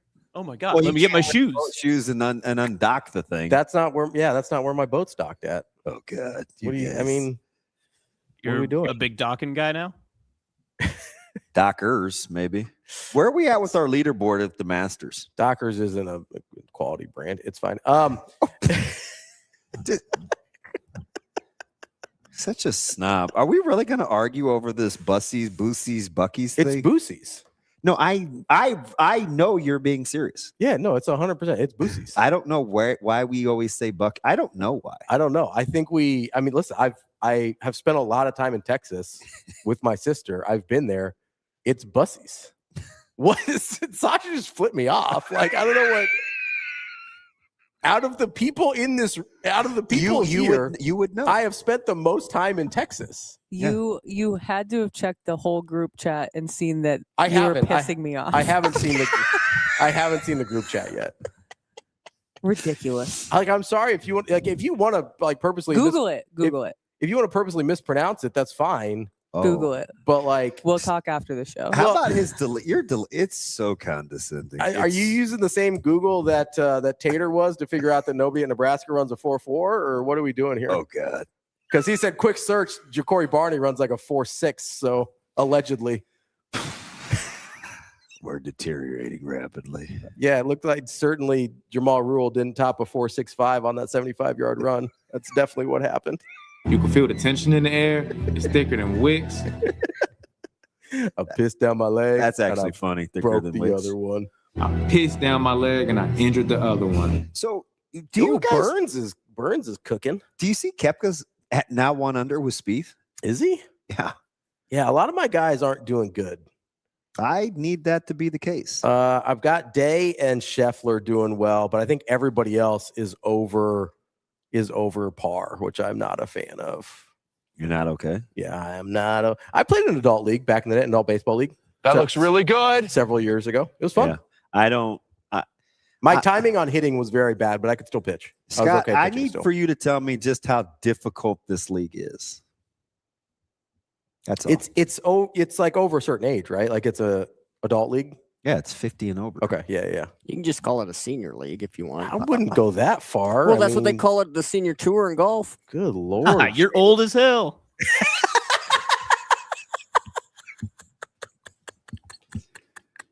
There's nothing wrong with it. It depends on how sharp the break is, Scott. I'm not gonna sit here and I'm very realistic when it comes to hitting. Yeah, the timing on the hitting is the thing that I found most challenging. I mean, are we talking? Is it a sweeper? Is it 12-6? Is it if it's more like an ephus than a curveball? I'm gonna bash that thing. Yeah, I would guess. I don't know. I don't even know if I'm swinging at it if they don't throw it first strike. I'm gonna guess that most of the curveballs, if it's over 50, are gonna be not like super tightly wound. You know what I mean? Like, how are these guys not snapping ligaments? That's what I mean. Like, I don't think you're gonna have a ton of RPMs on that at 50 plus trying to break off a slider. Scott, you play infield or outfield? I was surprised that they don't have any outfielders. Really? That makes sense. Probably not a lot of people trying to run sweepers. Yeah, I don't see. I'm glad because I don't think I'm swinging at those. Yeah, they just kind of like dip out of the zone. Yeah, you'd probably be all right. I hope so. I will say the people, at least in the adult league I was in, like struggled with a quality breaking ball. Are they really?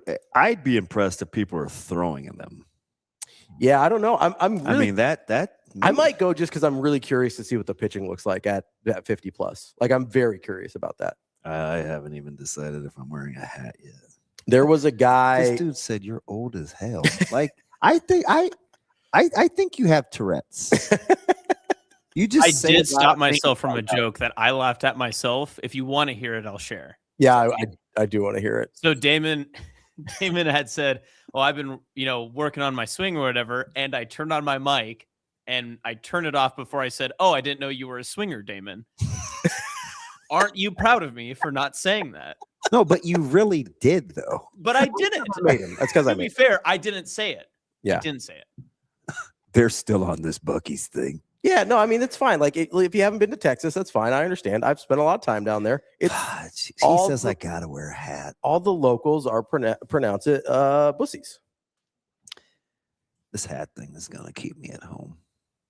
Come on, man. Dude, you like hats. Come on, man. I love them. So what's the problem? I know it's like a hairline thing, but for a couple hours once a week, you're going to be all right. He's like my biggest supporter, but he's literally chastising me out loud without even happening yet. He's you're wearing a hat! Exclamation point. All right, buddy. I am fascinated to see what the pitching looks like. Me too. The one that I was in, there was a couple guys that had played pretty high level college ball, and one guy that had like spent some time in the minors, and he was still pumping like 88, and that was tough to deal with. I'm gonna be honest with you. Fudge. That's fast. Yeah, he was bringing it. Like it was pretty aggressive. 250 A-Train 250. Ooh, I think I like your 1 for 4. I like your chances better than that. I don't know. I hope that they're not throwing strikes. So I would say I think you're gonna walk. You'll walk at least once. I hope that's you'll walk at least once. Big bat on the shoulders guy. I might just lay down a bunt. Scott says, "Sorry, pet peeve of mine. Baseball players need to wear hats and pants." He was pretty animate, and he's pretty cool normally. So that was the big thing at. I'm definitely wearing pants. The pants were a big thing at when I was at Miller North, and Dave Cork took over. Like you had to wear short pants during workouts, everything. Like he's like, baseball players wear pants. Stop wearing shorts. I agree. I agree. Yeah. Can we, before we end the show, can I get a proper pronunciation? Yeah, it's Buc-ees. That's how it's pronounced. Okay. I don't know what to tell you. It's definitely not. I have so many friends in Texas that do not pronounce it that way. I mean, they're probably not locals. That's fine. They're transplants. It's okay. Your delivery, knowing you, lets me know you think you're 100% right. 1,000% correct. Without a doubt. You have so much confidence in you're so wrong. No, I mean, listen, I don't know if I'm going to trust the guy from, Bellevue West and Kearney to tell me how to pronounce Buc-ees, but it's fine. I don't know what to tell you. Like, Sasha's going to lose her mind. I mean, like, once I'm just saying, I want everybody to be able to pronounce it correctly by the time we get ours here in Gretna, because otherwise it's going to be very embarrassing for a lot of you people. So I'm trying to help. It's a public service. I'm just glad I'm not on the receiving end, because this is how you talk to me 100% of the time. Not 100% of the time. Sometimes I'm nice. It is so condescending. I was pretty nice at poker last night. To you, I was mean to some other people. Yeah, that's all right. Yeah, Dom, I do need to talk to my man Parker. Yeah, I might need to go get some of his hardware. Yeah, what's he got? I don't know what he swings. Yeah. I like that TPS. Yeah, that's a nice one. Yeah, I like that one. Yeah. That one's a beaser. It's pretty hot still. We didn't get that's pre U-Trip. Keep watering the bamboo. That's pre U-Trip and pre BB core. Like so that one's not dead. That one's got some juice. Yeah. All right. Well, you can save it for 2 weeks because we play Scott. We play his team. You're not on the same team? No. I thought we were too. I was kind of bummed, but I think we play him week 2. Do you play Carter Lake every week? Okay. Well, I'll have to try and come out because I am fascinated by the pitching. Like I really want to know what it looks like. Me too. Because I feel like the adult leagues, it's such a wide variance. You want to pregame it with some seltzers? Yeah, let's go. Should we go? Should we broadcast it? Oh, Do we heckle or support? With some seltzers? Yeah. What? I think we support. I'm down to broadcast. Let's do a broadcast. Fresh out of mimosas? Let's do some. I'll do a beer tower. Twisted tea, lights, half and half. Thank you. Watch my figure. Yeah, and I don't want you to pack on extra calories when you're trying to run like that. Thank you. No, let's do a broadcast. I think we should do this. Sasha, can we figure this out? I'll give 419. Oh, that's when you guys play each other? Yeah. Okay. Let's figure this out. Let's get a camera out there. Let's make a whole production out of it. That works great because I'd take 420 off, so that'll be good. All right. 420 and 421. You never know, like residual No, effects. they're all worse. Usually I'm floating in at that time. So. Wow.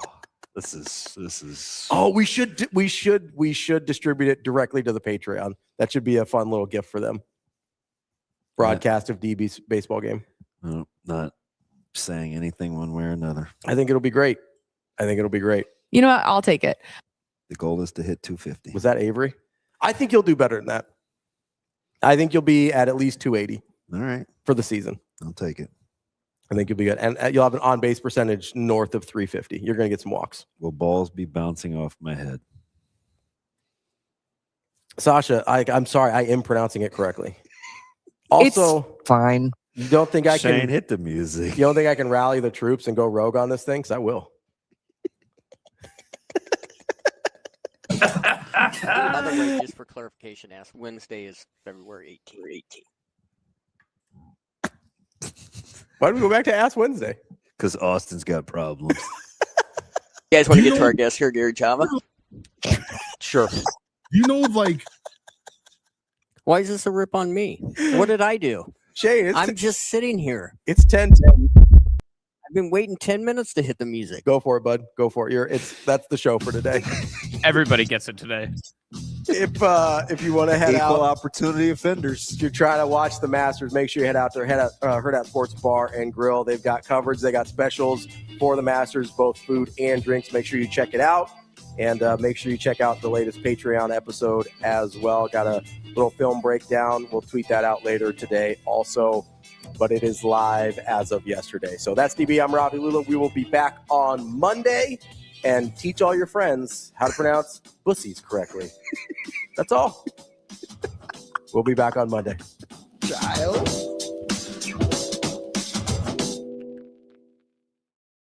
See you. Have a good day. Love you.